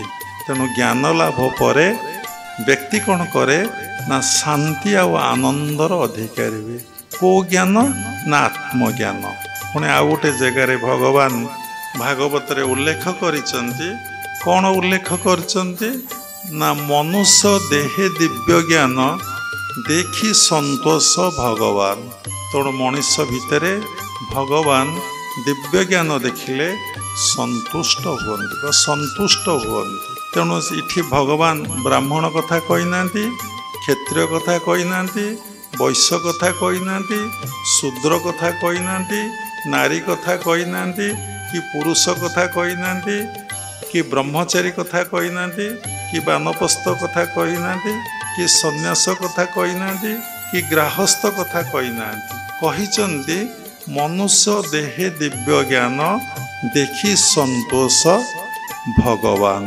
ତେଣୁ ଜ୍ଞାନ ଆସିଲେ ଭଗବାନ ଆପଣଙ୍କୁ ଦେଖିଲେ ସନ୍ତୁଷ୍ଟ ହୁଅନ୍ତି। କେଉଁ ଜ୍ଞାନ ନା ଆତ୍ମଜ୍ଞାନ। ସମସ୍ତେ ଶୁଣିଲେ ସନ୍ଧ୍ୟାରେ ପଡ଼ିଯାଉଥିବେ ଆତ୍ମଜ୍ଞାନଟା କ'ଣ? ଆମେ ଶୁଣିଲେ କିନ୍ତୁ ବୁଝିପାରୁନେ। କାହିଁକି ନା ଏଭଳି ଶିକ୍ଷା କୌଣସି ସ୍କୁଲ କଲେଜରେ ଦିଆଯାଉନାହିଁ, ଏ ପରିବେଶ କୌଣସି ଜାଗାରେ ନାହିଁ। ତେଣୁ ଆମକୁ ଆତ୍ମଜ୍ଞାନ ପ୍ରାପ୍ତି ହେଇନି, ଆମେ ଜାଣିନେ। ତେଣୁ ସାଧନା କଲେ ଆପଣଙ୍କ ଭିତରେ ଆତ୍ମଜ୍ଞାନ ପ୍ରାପ୍ତି ହେବ। କଥାଟା ରହିଲା, ଯେମିତି କ୍ଷୀର ଭିତରେ ଘୃତଟା ଅଛି, ଦର୍ଶନ କରି ହେଉନାହିଁ, ଯେମିତି ଆମ ଭିତରେ ଈଶ୍ୱର ଅଛନ୍ତି, ଆମେ ଏପର୍ଯ୍ୟନ୍ତ ଦର୍ଶନ କରିନେ, ତାପରେ ଅନୁଭବ। ଆମେ ତ ଏପର୍ଯ୍ୟନ୍ତ ଦର୍ଶନ ହିଁ ନାହିଁ, ପୁଣି ଅନୁଭବ କେମିତି ହେବ? କାହିଁକି ଦର୍ଶନ ହେଉନାହିଁ ନା ଆମର ଭଗବତ ଦର୍ଶନ ମୁଖ୍ୟ କର୍ମ ନୁହେଁ। ଶଯ୍ୟା ତ୍ୟାଗରୁ ଶଯ୍ୟାକୁ ଯିବା ପର୍ଯ୍ୟନ୍ତ ଆମେ ଗୋଟିଏ ଚିନ୍ତାରେ ରହୁଛେ केमिति अर्थ उपार्जन करिबा एवं केमिति खाइबा केमिति सोइबा आ केमिति किछि बैंक बैलेंस करिबा किछि आमे जगह खंडे किनिबा गाड़ीटाए करिबा आम जीवनटा एतिकी भितरे सीमित हो गला व्यक्ति केंद्रिक चिंताधारा आम भितरे आसिला जे निज पई बंचिची आ कहारी पई बंची नाही ताटू बड़ स्वार्थपर ये संसार रे केही ना जे केवल निज पई बंचिची आ कहारी पई बंची नाही थरे देखंतु जार जेपरी मन तार से भली प्रभु तेणु आपण सबुबले रोषेई कला बेले बा पाक कला बेले सबुबले गोटे सुचिंतन करिवे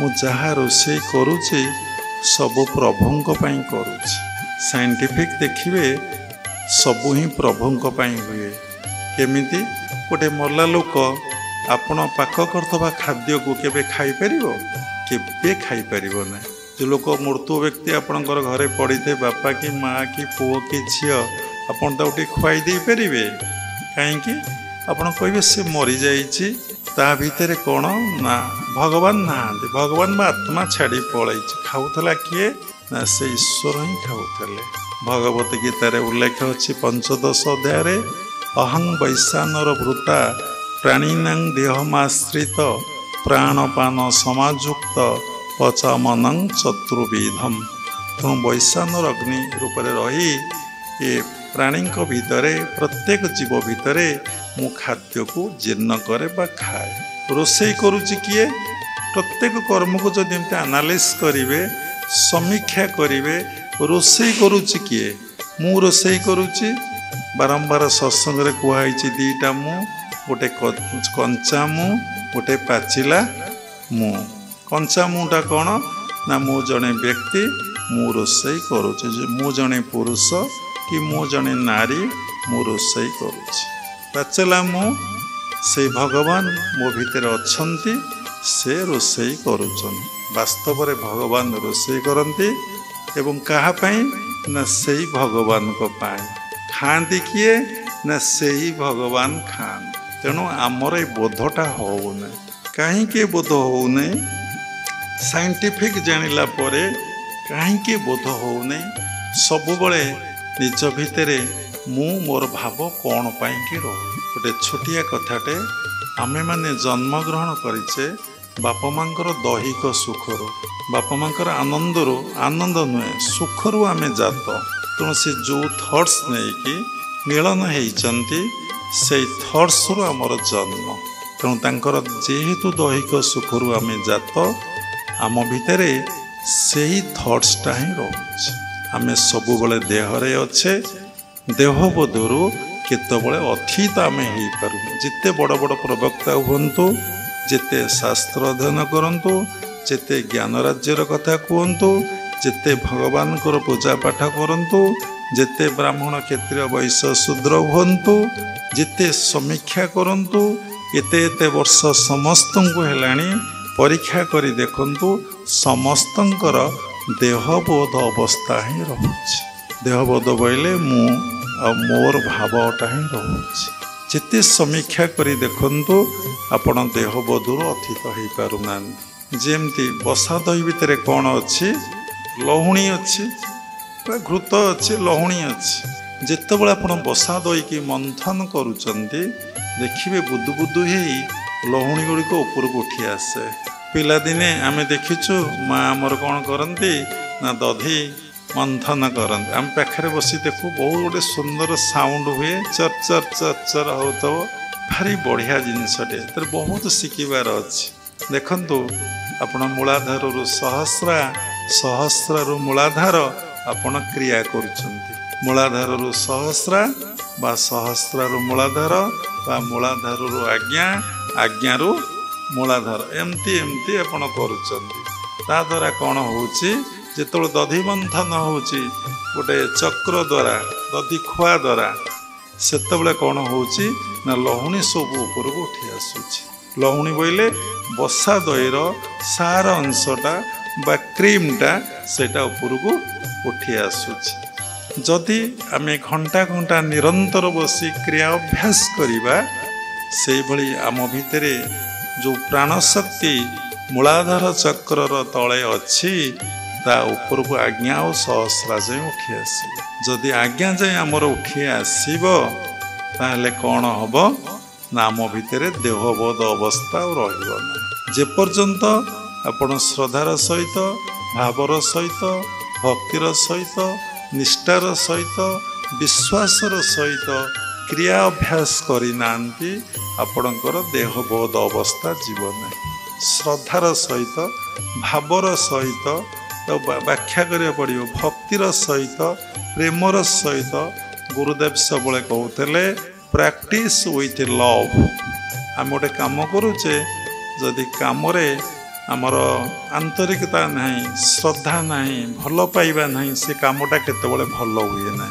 जो कम आंतरिकता अच्छी श्रद्धा अच्छी भल पाइबाटा अच्छी से कामटा बहुत सरस सुंदर हुए तेणु सेमती साधना जगतटा अति सूक्ष्म आदि सूक्ष्म से स्थूल बुद्धि प्रयोग कले केतबेले हब ना से सूक्ष्म बुद्धि प्रयोग करिया को पड़िबो केमिति आमे क्रिया अभ्यास करिबा से गुरुंको सानिध्य बारंबार लाभ करिया पड़िबो गुरुंको पाखरे बसिया पड़िबो एवं गुरुंको पाखरु शिखिबा को पड़िबो आमे माने समस्ते दीक्षा ग्रहण करिचे भल हैला पूर्व जन्म संस्कार आपण दीक्षा ग्रहण कले बहुत भल किंतु स्कूल रे ना लिखई जदि पाठ न पढ़ा दीक्षा नहीं जदि गुरुंग पाखे बसी आमे शिक्षा लाभ न करिबा कौन हम किछि लाभ नहीं दीक्षा नबार जस्ट एडमिशन होइछि आउ पाठ पढ़ा नहीं कि फीस दबार नहीं कि किछि ना तेणु जदि दीक्षा ग्रहण करी आम मानकर शिक्षा शांत हो बसंतु जदि शिक्षा लाभ नहला ताहले आमे किछि जानि पारले नहीं पाठटा कौन केमिति पढ़ा हुए तेणु क्रियाटा को क्रियाटा को आमे केमिति अभ्यास करिबा भल पाखरे भल भाबरे गुरुंग पाखरे बसी आमे सबू टेक्निक को भल भाबरे अभ्यास करिबा कारण क्रिया जोग टेक्निक संपूर्ण गुरुमुखी आउ संपूर्ण शास्त्र रे उल्लेख नाई गुरुंक सानिध्य प्रथम क्रियाटी को जे भल भावरे अभ्यास करि पारिबो से निश्चिंत भावरे द्वितीय क्रिया तृतीय क्रिया चतुर्थ क्रिया पंचम क्रिया को भल भावरे से अभ्यास करि पारिबो जे भली प्रथम क्रियाटी गुरु को पाखरे बसिकी अभ्यास करा जाए से भली षष्ठ क्रियाटी को गुरु को पाखरे बसिकी अभ्यास करा जाए तेणु क्रिया साधना जीवन आरंभ हुए शरणागति जे निजको गुरु को पाखरे पूर्ण रूपरे बा भगवान को पाखरे पूर्ण रूपे समर्पण न करिछि तार साधना जीवन केतबेले आरंभ हब ना साधना कले समर्पण न करी किछिटा रिजल्ट मिलिबो कौन रिजल्ट मिलिबो ना देह टिके सुस्थ रहिबो मन टिके भल रहिबो अनेक गुड़िए विपदरू बा दुख जंत्रणा कष्टरू आपण उद्धार हो किंतु भगवत दर्शन बा भगवत अनुभव बा ईश्वर दर्शन बा ईश्वर अनुभव आम मानकर हबना कि देखुना जहाँ को पचारतु तुम ईश्वर दर्शन होती जिते बड़ बड़ प्रवक्ता अच्छा बा प्रवचन चली जिते धर्म सभा होची बा आध्यात्मिक सभा होची बा सत्संग होची समस्ते बही पढ़ी कथा कहते समस्ते सुंदर भाव में भजन कीर्तन बोलुंट सुंदर भाव में वाद्ययंत्र बाजुची सत्संग कौन गीत आउ वाद्ययंत्र बाजे लोकंक मन को आकृष्ट करुच्ची शुणिया को बहुत भल लगुच भागवत प्रसंग बाबा भी कहते सात्विक भावापन्न लोक मैंने साधु को डाकी प्रवक्ता को डाकी भागवत प्रसंग आलोचना करती शुणती टिके भल लगे तांकर गोटे इटा कौन ना शौक तांकर इटा गोटे प्रोग्राम भारी भल लगे सेमती राजसिक लोक मैंने कौन करती विभिन्न मेलोडी करती आपण मैंने जानिथे विभिन्न प्रकार आधुनिक गीत जो सब अच्छा गायक गायिका माने डाकिकी स्टेज करिकी रेकर्ड डांस कौन बाहरी बाबा तो जानी ना पिला दिन देखी ना ताको नाच गीत कराती हुइसिल मारती ऑपेरा पार्टी सब आसी पड़े ताको देखिया जाती उलग्न है सब डांस गर्ल नाचती ताको देखती केते आनंद आनंद नुहे केते प्रकार सुख कौन सुख ना आखि देखिला कान शुणिला बास ये तो आनंद कौन तांको भाषा आनंद तांको मिलिला। ये राजसिक लोक मैंने तामसिक लोक मैंने कौन करती ना एकत्र बसे निशापान करती उलग्न हुंती नाचती आउ ठाकुर फाकुर से माने किछि जानती नहीं भावती जीवनटा केवल उपभोग पाई ये जीवनटा जे उपयोग करने आसी जीवनटा जे भगवान को पाई ये जीवनटा ही भगवान कर किंतु एक कथा से जना न था जो माने सात्विक भाव को अतिक्रम कर विशुद्ध सात्विक जीवन काटू 100% सत्वगुणर अधिकारी से कौन सी अनुष्ठान करने को कौन सी कर्म करने को सात्विक कर्म करने को भी इच्छा प्रकाश करती नहीं से मौन हो नीरवता भितर भगवान को दर्शन अनुभव करी जो माने तांको पाखक आसंती से सत शिक्षा सत कार्य सत आचरण पाई कौन करती ज्ञान प्रदान करती सत चिंता आपण भावुते आम असत चिंता करुचु सब बड़े असत चिंता करुचु कारण भगवान को व्यतीत जो चिंता मन रे आसुची ताही असत चिंता केमिति ना भगवान सत्य जगत मिथ्या ईश्वर सत्य जगत मिथ्या सत्य जे थिले अछंती एवं रहिबे आमे नथिले आसीचे पुणी रहिबा नाही तेणु ईश्वर को व्यतीत जो चिंता आमे करूचे ताही असत चिंता सचिंता नहीं जदि 24 घंटा आमे ईश्वर चिंता करिबा आमे सतरे रही वो माने ये शिक्षा दियंती जो माने निर्गुण उपासक साधक और साधिका व गुरु निर्गुण उपासक गुरु से लगी भागवत लिखा अच्छे जिगुरु तत्व गोचर शिर मंडिब तापयर तत्व बुझिले त्रुटि भांति भव सागर तरी जाती तत्व कौन ना किभली भावरे जीवात्मा परमात्मा सहित मिलन हो पारिबो सेई कौशल जी प्रदान करती से होचंती तत्वगुरु तेणु जीवात्मा किभली भावरे परमात्मा सहित मिलन हो पारिबो आपण शुणुचंती किंतु से कौशल को भल भाव शिखुना प्रैक्टिस करूना जहा फल आपण भितरे आत्मबोध अवस्था आसुना जमती दधि को मंथन कले लहुणी ऊपर को उठी आसे से भली निरंतर श्रद्धार सहित भावर सहित भक्तिर सहित क्रिया अभ्यास कले आपणकर प्राण शक्ति मथा उपर को उठी आसे जो प्राण शक्ति मथा उपर को उठी आसे आपण मुंड भारी भारी लगे आखि बंद हो मुहर रंग आउ गोटे प्रकार हो आपण अनुभव करेंगे मो भितर ईश्वर अच्छा सब काम करुँच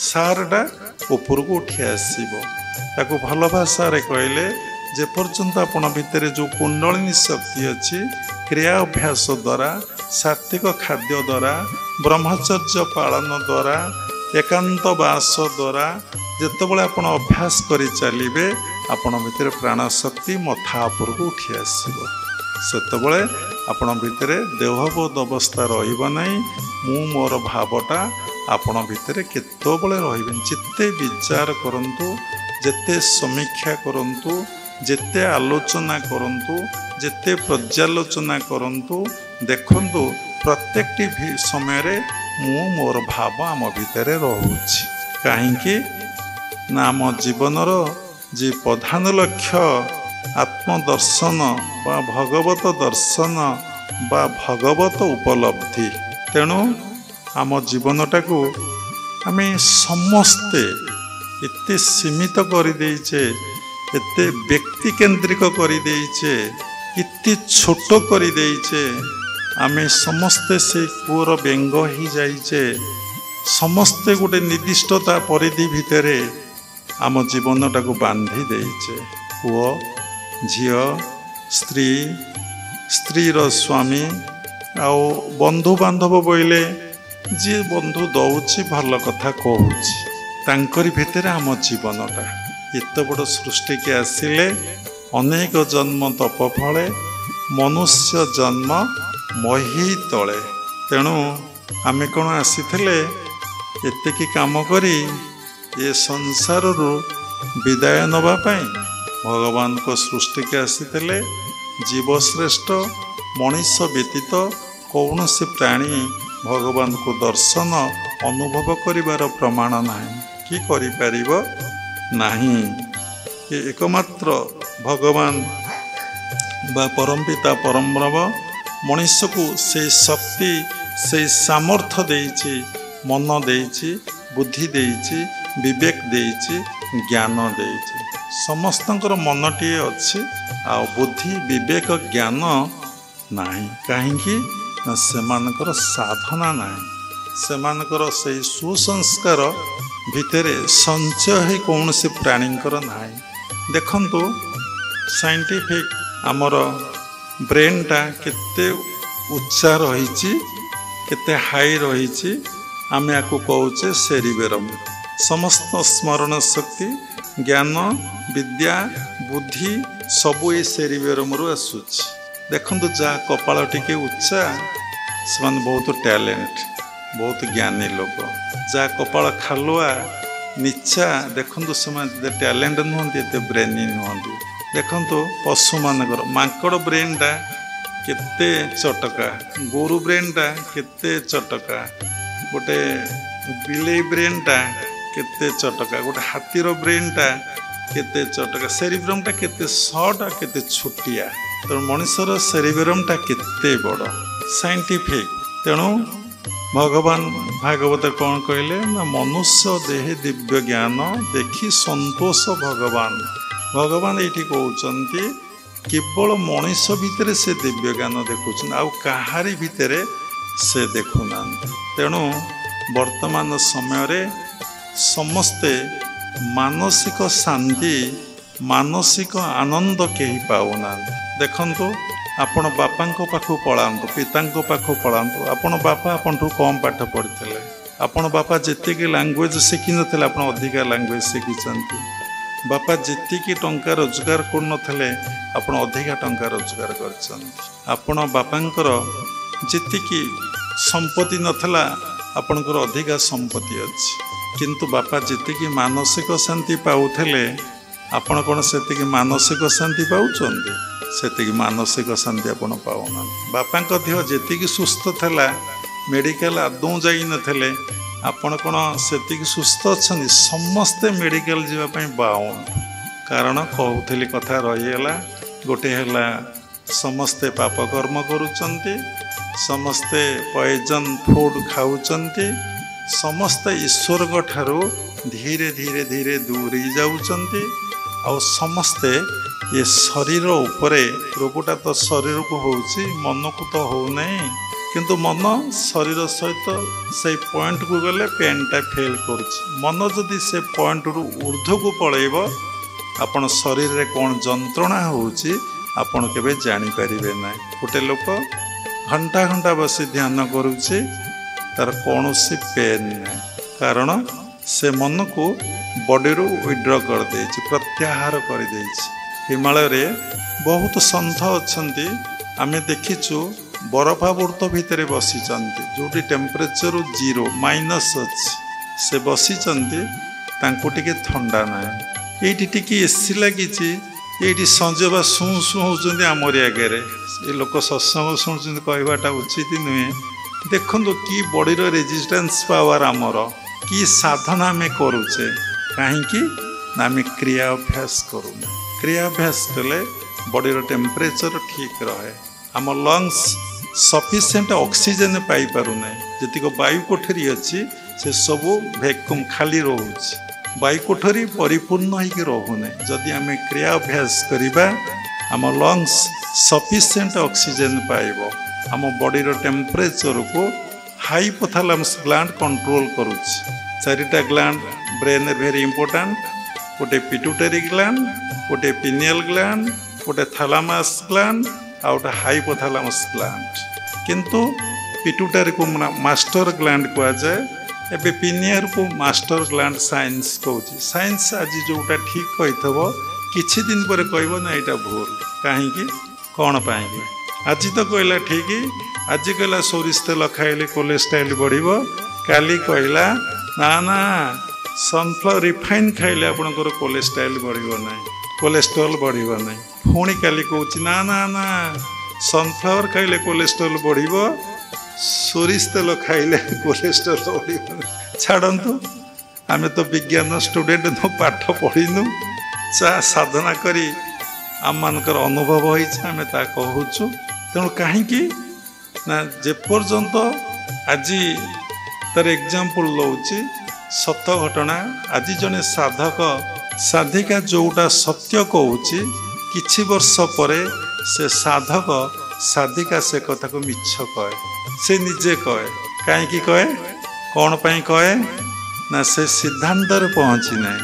ଭଗବାନଙ୍କ ପାଖରେ ପହଞ୍ଚିଲା ପରେ, ଈଶ୍ୱରଙ୍କ ପାଖରେ ପହଞ୍ଚିଲା ପରେ ଯାହା ତାପରେ ଜ୍ଞାନ ଆସିବ ତାହା ହିଁ ଠିକ୍ ଜ୍ଞାନ। ତାକୁ ଯୋଗ ଭାଷାରେ କୁହାଯାଏ ସମାଧିସ୍ଥ ଲାଭ ପରେ ଯେଉଁ ଜ୍ଞାନ କ୍ଷରଣ ହୁଏ, ଯେଉଁ ଜ୍ଞାନ ମନ ଭିତରକୁ ଆସେ ତାହା ହିଁ ସତ୍ୟ। କାରଣ ସତ୍ୟରେ ପହଞ୍ଚିଲା ପରେ ଯେଉଁ ଜ୍ଞାନ କ୍ଷରଣ ହେବ ତାହା ହିଁ ସତ୍ୟ। ଆମେ ଯେପର୍ଯ୍ୟନ୍ତ ସତ୍ୟରେ ପହଞ୍ଚିନେ ଯେଉଁ ଜ୍ଞାନ ଆମକୁ ପ୍ରାପ୍ତି ହେଉଛି ତାହା ହିଁ ମିଥ୍ୟା। ଆଜି କହୁଛେ ପୂଜାପାଠ ଠିକ୍, କାଲି କହିବା ପୂଜାପାଠ ଭୁଲ। ଆଜି କହୁଛେ ନାମ ଜପ କରିବାଟା ଠିକ୍, କାଲି କହୁଛେ ନାମ ଜପଟା ଭୁଲ। ଆଜି କହୁଛେ ଧ୍ୟାନ କରିବାଟା ଠିକ୍, କାଲି କହୁଛେ ଧ୍ୟାନ କରିବାଟା ଭୁଲ। ଆଜି କହୁଛେ କ'ଣ ନା କର୍ତ୍ତା ଭାବ ତ୍ୟାଗ କରିବାଟା ଠିକ୍, କାଲି କହୁଛେ କର୍ତ୍ତା ଭାବଟା ଭୁଲ। ତେଣୁ ଆମେ ସିଦ୍ଧାନ୍ତରେ ପହଞ୍ଚିନେ, ସତ୍ୟରେ ପହଞ୍ଚିନେ, ଯେତେବେଳେ ସତ୍ୟରେ ପହଞ୍ଚିବା ଯେଉଁ ଜ୍ଞାନଟା ଆମ ଭିତରୁ କ୍ଷରଣ ହେବ ତାହା ହିଁ ବାସ୍ତବ, ତାହା ହିଁ ସତ୍ୟ।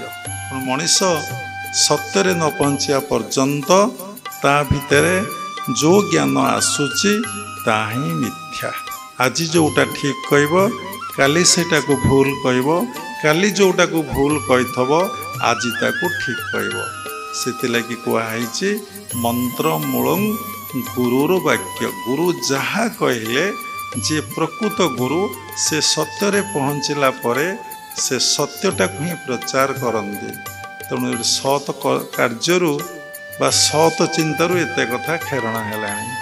ତେଣୁ ସତ୍ ଚିନ୍ତା ଆମେ କରୁନେ, ଅସତ୍ ଚିନ୍ତା ଆମେ ସବୁବେଳେ କରୁଛେ। ଆମେ ଅସତ୍ ଚିନ୍ତାରୁ ଯଦି ସତ୍ ଚିନ୍ତାକୁ ଯାଇପାରିବା ତାହେଲେ ଆମକୁ ମାନସିକ ଶାନ୍ତି, ମାନସିକ ଆନନ୍ଦ ମିଳିବ। ଦେଖନ୍ତୁ, ଯେତେବେଳେ ମନରେ କୌଣସି ନକାରାତ୍ମକ ଚିନ୍ତା ବା ନେଗେଟିଭ୍ ଥଟ୍ସ ନଥାଏ ଆପଣଙ୍କୁ କେତେ ଶାନ୍ତି, କେତେ ଆନନ୍ଦ ଲାଗେ।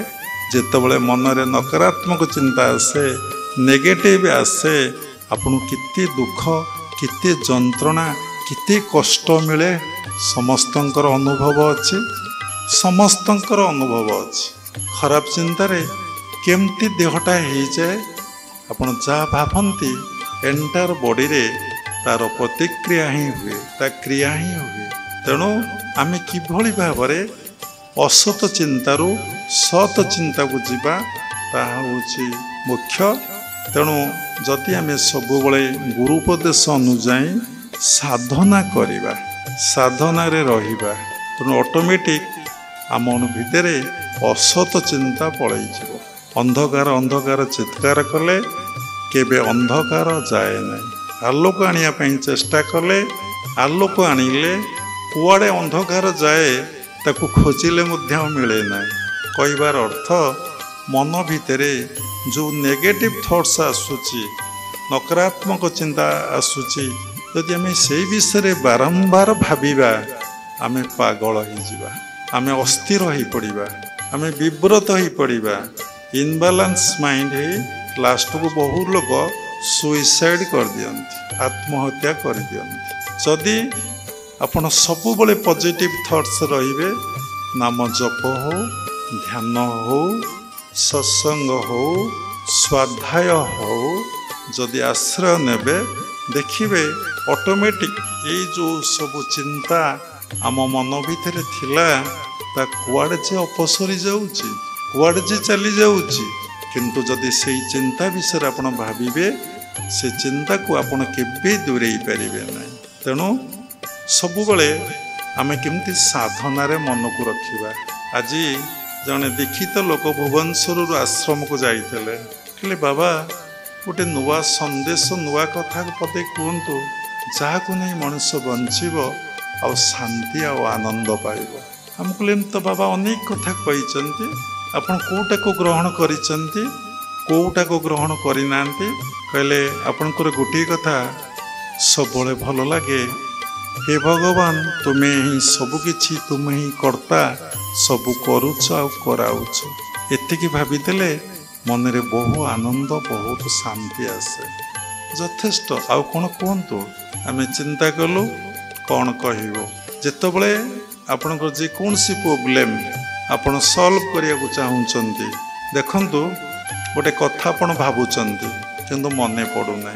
तीन प्रकार मन अछि, गोटे अवचेतन मन, गोटे सचेतन मन, गोटे इंग्लिश रे कहले सबकॉन्शियसनेस माइंड, कॉन्शियस माइंड, गोटे सुपर कस्मिक कॉन्शियस माइंड। किंतु सब कथा गुड़िक आमर अवचेतन मन रे ही थाए। देखंतु बहुत कथा आपण भाबिकी सोई पड़िचंदी, उठिला परे से प्रश्नर उत्तर मिल जाइछि, ताही अवचेतन मन रे थिला, ताही खेरण हैला।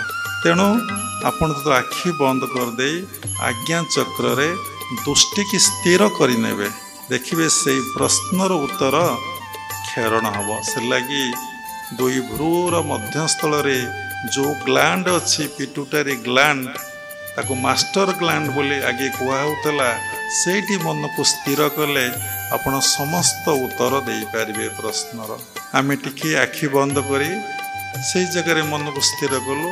आम कहलु गोटे कथा मन रखु, सबु समय साधना करने पई चेष्टा करंतु।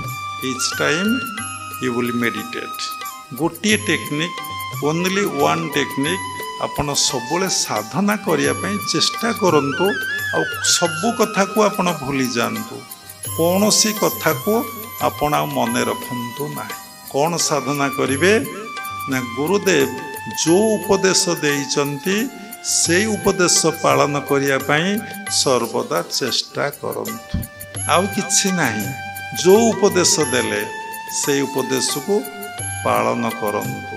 कौन से कहले कौन बाबा उपदेश? मुकली गोटे कथा, दीर्घ 40 वर्षर साधनार रिजल्ट आमे 40 वर्ष स्पिरिचुअल लाइफ मेंटेन कर सारलुणु।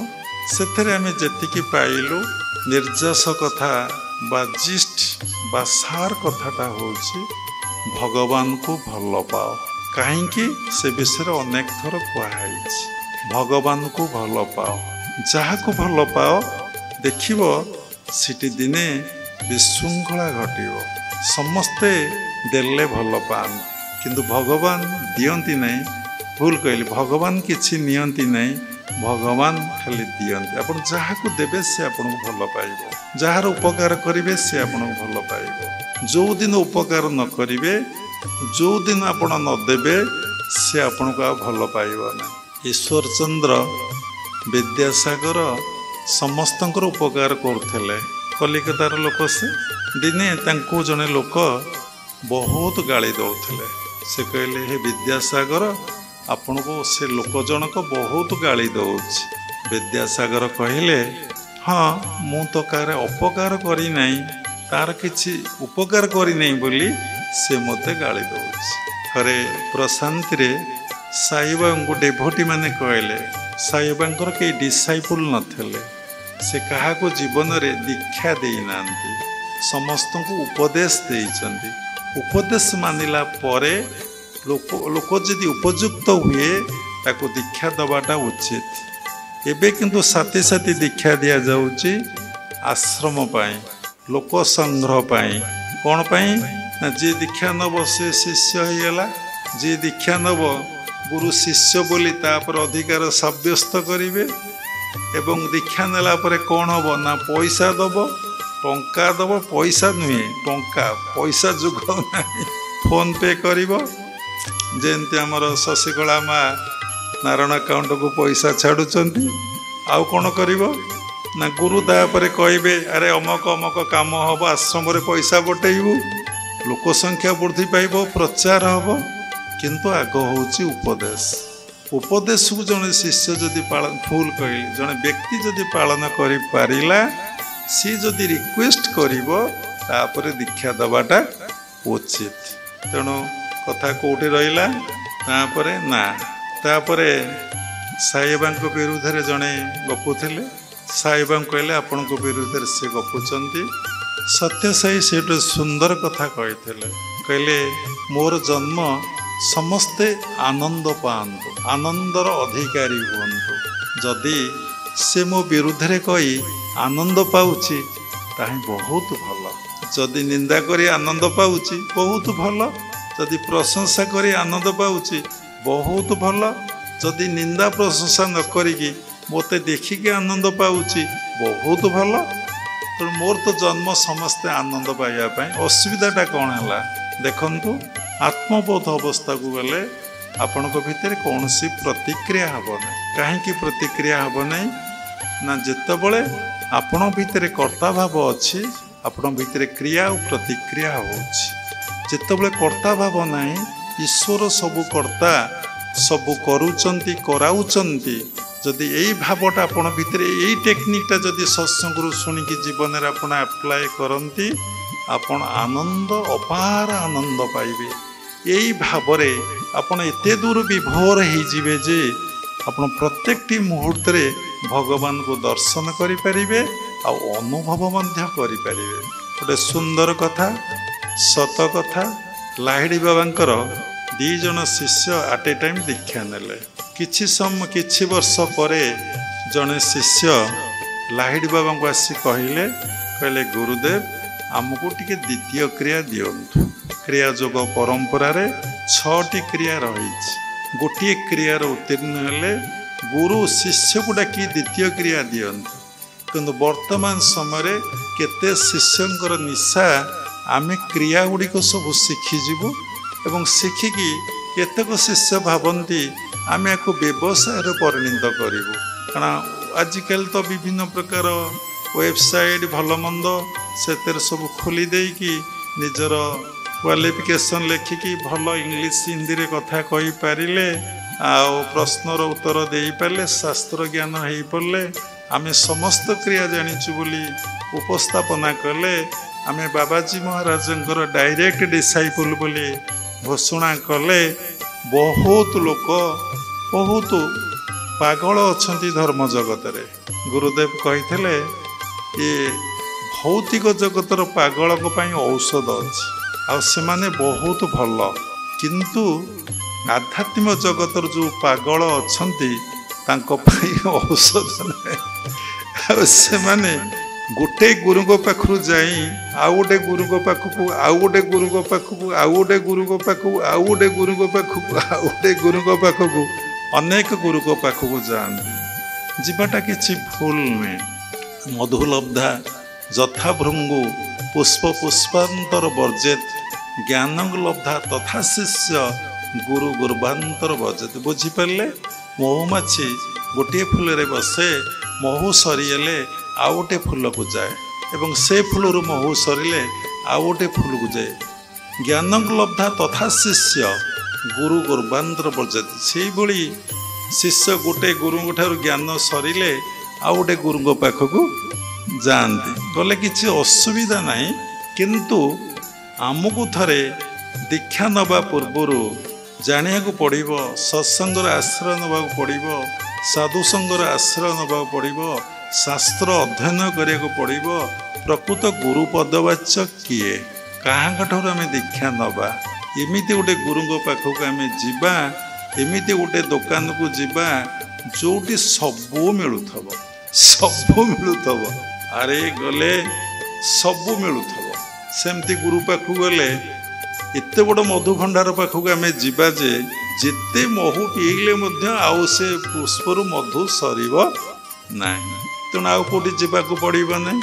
ଯେଉଁ ଗୁରୁ କର୍ମଯୋଗ ଭଲ କି ଜାଣିଥିବେ, ଜ୍ଞାନ ଯୋଗ ଭଲ କି ଜାଣିଥିବେ, ଭକ୍ତି ଯୋଗ ଭଲ କି ଜାଣିଥିବେ, ପ୍ରେମ ତତ୍ତ୍ୱଟା ଭଲ କି ଜାଣିଥିବେ, ସେମିତି ଗୁରୁ ପାଖକୁ ଯିବା କଥା। କଥା କେଉଁଠି ରହିଲା ନା ଧର୍ମ ଜଗତର ପାଗଳମାନେ ଭାରି ଡେଞ୍ଜର। ସେମାନେ କେତେବେଳେ କେଉଁ କଥା ଉପସ୍ଥାପନା କରିବେ, କେତେବେଳେ କେଉଁ ପ୍ରକାର ସାଧନା କରିବେ, କେତେବେଳେ କେଉଁ ପ୍ରକାର କଥା କହିବେ, କେତେବେଳେ ଗୁରୁଙ୍କୁ ଫୁଲମାଳ ଦେବେ, କେତେବେଳେ ଜୋତାମାଳ ଦେବେ, କେତେବେଳେ କ'ଣ ଉପସ୍ଥାପନ କରିବେ, ତାଙ୍କର କିଛି ଠିକ୍ ଆଉ ଠିକଣା ନାହିଁ। ତେଣୁ ଗୁରୁଦେବ କହୁଥିଲେ ଧର୍ମ ଜଗତର ଯେଉଁମାନେ ପାଗଳାମୀ ଅଛି ସେମାନଙ୍କଠାରୁ ବହୁତ ଦୂରେଇକି ରହିବେ ବାପା। ସେମାନଙ୍କୁ ପାଖ ପୁରେଇ ଦେବେ ନାହିଁ। ସେମାନଙ୍କୁ କହିବେ ଆପଣ ଅଲଗା ଆଡ଼େ ଯାଆନ୍ତୁ, ମୁଁ ଆପଣଙ୍କର ଗୁରୁ ନୁହେଁ, ଆପଣଙ୍କର ଯେ ଗୁରୁ ସେ ଅଛନ୍ତି, ଆପଣ ତାଙ୍କୁ ଦେଖା କରନ୍ତୁ। ତେଣୁ କହିବାର ସାର କଥା ହେଉଛି ଆମେ ଭଗବାନଙ୍କୁ କାହିଁକି ଦର୍ଶନ କରିପାରୁନେ, କାହିଁକି ଆମେ ଅନୁଭବ କରିପାରୁନେ, ତାର ମୂଳ କାରଣ ହେଉଛି ଅନେକ ଗୁଡ଼ିଏ କାରଣ ଆସିବ। କେତୋଟି କାରଣ ବାବା ଏଠି ଉପସ୍ଥାପନା କରୁଛନ୍ତି। ଗୋଟିଏ କାରଣ ହେଉଛି ଜନ୍ମ ଜନ୍ମାନ୍ତରର ଏହି ଥଟ୍ସ। କେଉଁ ଥଟ୍ସ ନା ଭଗବତ ଦର୍ଶନ ଅନୁଭବ କରିବାର ବୃତ୍ତି ଆମ ଭିତରେ ଜାଗ୍ରତ ହେଇନାହିଁ। ସେଇ ସାଧନା ଆମ ଭିତରେ ସଞ୍ଚିତ ହେଇନାହିଁ। ଆଜି ଆପଣ ଯାହା କରୁଛନ୍ତି ତା ଆଗରୁ ଆପଣ କରିକି ଆସିଥିଲେ। ଆଜି ଭୌତିକ ଜଗତର କର୍ମ କରୁଛନ୍ତି, ସେଇ ଭୌତିକ ବୃତ୍ତି ଆପଣ ଭିତରେ। ଆଜି କିଛି ତା ସହିତ ମିଶେଇକି ଆଧ୍ୟାତ୍ମ ଜଗତର କର୍ମ କରୁଛନ୍ତି, ସେ ଆଧ୍ୟାତ୍ମ ବୃତ୍ତି ମଧ୍ୟ ତା ସହିତ ମିଶିକି ଥିଲା। ବାବା ପୂର୍ବରୁ କହୁଥିଲେ ଯେଉଁ ବୃତ୍ତିଟା ବଳବତ୍ତର ରହୁଛି ଆପଣ ସିଆଡ଼େ ପଳାଉଛନ୍ତି, ସେ କର୍ମ କରିବାକୁ ଭଲ ପାଉଛନ୍ତି। ଯଦି ଦେଖନ୍ତୁ ଆପଣ ମଦ ଦେଖୁଛନ୍ତି, ପ୍ରତ୍ୟେକ ଜାଗାରେ ସରକାର ମଦ ଦୋକାନ ଖୋଲି ସାରିଲେଣି, ଗ୍ରାମାଞ୍ଚଳରେ ମଧ୍ୟ ମଦ ଦୋକାନ ଖୋଲା ସରିଲାଣି। ଠିକ୍ ଅଛି, ଆପଣ କେବେ ମଦ ପିଇନାହାନ୍ତି, କେବେ ପିଇବାକୁ ବି ଇଚ୍ଛା କରୁନାହାନ୍ତି, ଦେଖିଲେ ମଧ୍ୟ ଆପଣ ଆଖି ବୁଲେଇ ଦେଉଛନ୍ତି। ସେଇ ଥଟ୍ସଟା ଆପଣ ଭିତରେ କେବେ କ୍ରିୟା କରୁନି। ଆଉ ଗୋଟେ କଥା ଦେଖନ୍ତୁ, ଆପଣ କମ୍ପ୍ଲିଟଲି ଭେଜିଟେରିଆନ୍, କେମିତି ହେଇଛନ୍ତି ଆପଣ ଜାଣିନାହାନ୍ତି। ଆପଣ ଭିତରୁ ପ୍ରେରଣା ଆସିଛି ନା ମୁଁ ଆମିଷ ଖାଇବିନି। ଯଦି ଆମିଷ ଖାଇବାକୁ ଚେଷ୍ଟା କରିଛନ୍ତି, ବାନ୍ତି ହେଇଯାଇଛି, ଦେହ ଅସୁସ୍ଥ ହେଇଯାଇଛି, ଆପଣ ବଡ଼ି ତାକୁ ଅବଜର୍ଭ କରିପାରିନି, ଗ୍ରହଣ କରିପାରିନି। କାହିଁକି ନା ଆପଣ ଜନ୍ମ ଜନ୍ମାନ୍ତର ମାନେ ମଦ ତ ଖାଇନାହାନ୍ତି, ପ୍ଲସ୍ ଆମିଷ ବି ଖାଇନାହାନ୍ତି। ସେ ସଂସ୍କାରଟା ଆପଣ ଭିତରେ ସଞ୍ଚିତ ଅଛି, ଯାହାଫଳରେ ଆପଣ ମନ ସିଆଡ଼କୁ ଆକୃଷ୍ଟ ହବ। ବହୁତ ଲୋକ ଅଛନ୍ତି ଅଶ୍ଳୀଳ ଭାଷାରେ କଥାବାର୍ତ୍ତା କରୁଛନ୍ତି, ଅଶ୍ଳୀଳ ଭାଷାରେ ଗାଳି ଗୁଲଜ କରୁଛନ୍ତି। ଶୁଣିଲେ ବଡ଼ ଆଶ୍ଚର୍ଯ୍ୟ ଲାଗେ। ଆପଣଙ୍କର ଜ୍ଞାନ ହେଇଗଲେ ଫୋର୍ଥ କ୍ରିୟା ପରେ ଗୁରୁଦେବ କ'ଣ କରନ୍ତି କହିଥିଲେ, ତୁମେ ପ୍ରତ୍ୟେକ ଲୋକକୁ ଚିହ୍ନି ପାରିବ। କଥା ଏଇଠି ରହିଗଲା। ଭଗବାନ ମନେ ପକାଇଦେଲେ ଲାହିଡ଼ି ବାଙ୍କର 2 ଜଣ ଶିଷ୍ୟ ଥିଲେ, 2 ଜଣଙ୍କର ଆଟ୍ ଏ ଟାଇମ୍ ଦୀକ୍ଷା ଗ୍ରହଣ ହେଇଥିଲା। ଏବଂ ଜଣେ ଶିଷ୍ୟ ଯାଇ ଲାହିଡ଼ି ବାବାଙ୍କୁ କହିଲେ ଗୁରୁଦେବ ଆମକୁ ଟିକେ ଦୟାକରି ସେକେଣ୍ଡ କ୍ରିୟା ଦିଅନ୍ତୁ। ଲାହିଡ଼ି ବାବା କହିଲେ ତୁମେ ଗୋଟେ କାମ କର, ତମ 2 ଜଣଙ୍କର ଦୀକ୍ଷା ଗୋଟିଏ ଦିନରେ ହେଇଥିଲା ନା? ଆଜ୍ଞା। ତାକୁ ଡାକି ଆଣ, ତୁମେ ଆଉ ସେ ସାଥୀ ହେଇକି ତୁମେ ଦ୍ୱିତୀୟ କ୍ରିୟାଟି ନେବ, ବହୁତ ଭଲ ହେବ। ସେ ତାଙ୍କୁ ଡାକିଲେ, କହିଲେ ଆଜି ଚାଲନ୍ତୁ ସନ୍ଧ୍ୟାବେଳେ ଗୁରୁଦେବଙ୍କୁ ଦର୍ଶନ କରିବା, ଆମେ ଦ୍ୱିତୀୟ କ୍ରିୟା ପାଇଁ ଗୁରୁଦେବଙ୍କ ପାଖରେ ନିବେଦନ କରିବା, ପ୍ରେୟାର କରିବା। ଛୁଆ ନ କାନ୍ଦିଲେ ମା କ'ଣ କ୍ଷୀର ଦିଅନ୍ତି? ଭଗବାନଙ୍କୁ ପ୍ରେୟାର ନ କଲେ ଭଗବାନ କ'ଣ କେବେ ଶୁଣିଛନ୍ତି? ତେଣୁ ଗୁରୁଙ୍କ ପାଖରେ ଆମେ ନିବେଦନ କରିବା। ଗୁରୁ ଆମର ଯୋଗ୍ୟତା ଦେଖି ଯଦି ଆମର ଅବସ୍ଥା ହେଇଥିବ ଦେବେ, ନଦେବେ ନାହିଁ, ଚାଲ ଯିବା। ସନ୍ଧ୍ୟାବେଳେ ଆସି ପହଞ୍ଚିଲେ। ଯେଉଁ ଲୋକ ନିବେଦନ କରିଥିଲା ଲାହିଡ଼ି ବାବା ତାକୁ ପଚାରିଲେନି। ଯେଉଁ ଲୋକ ନିବେଦନ ନ କରିଥିଲା ସେ ଜଣେ ପୋଷ୍ଟ ପିଅନ ତାକୁ ଡାକିଲେ, କହିଲେ ଆସ ତୁମେ ଦ୍ୱିତୀୟ କ୍ରିୟା ଆଜି ମୁଁ ତୁମକୁ ଦେବି। ସେ କହିଲେ ଗୁରୁଦେବ କୃପା କରି ଆଶୀର୍ବାଦ କରି ଆପଣ ଏତେ ବାଟ ନେଇଯାଇଛନ୍ତି। ପ୍ରତ୍ୟେକ କର୍ମରେ ମୁଁ କର୍ମକର୍ତ୍ତାକୁ ଉପଲବ୍ଧି କରୁଛି ଆଉ କର୍ମକର୍ତ୍ତାକୁ ଦର୍ଶନ କରୁଛି। ନା କ'ଣ ସେ କଥା? ନା ମୁଁ ଦେଖୁଛି ସେ ମୋ ଭିତରେ ରହି ଚିଠି ବାଣ୍ଟୁଛନ୍ତି, ମୁଁ ଦେଖୁଛି ସେ ହିଁ ଚିଠି ଗୁଡ଼ାକ ଗ୍ରହଣ କରୁଛନ୍ତି। ସାରା ଦିନ ସାରା ରାତି ମୁଁ ପ୍ରତ୍ୟେକ କର୍ମରେ ଖାଇଲା ବେଳେ ଦେଖୁଛି, ଶୋଇଲା ବେଳେ ଦେଖୁଛି, ବସିଲା ବେଳେ ଦେଖୁଛି, ଉଠିଲା ବେଳେ ଦେଖୁଛି, ଝାଡ଼ା ଫେରିଲା ବେଳେ ଦେଖୁଛି, ମୈଥୁନ ବେଳେ ଦେଖୁଛି, ଆଉ କଥା କହିଲା ବେଳେ ଦେଖୁଛି।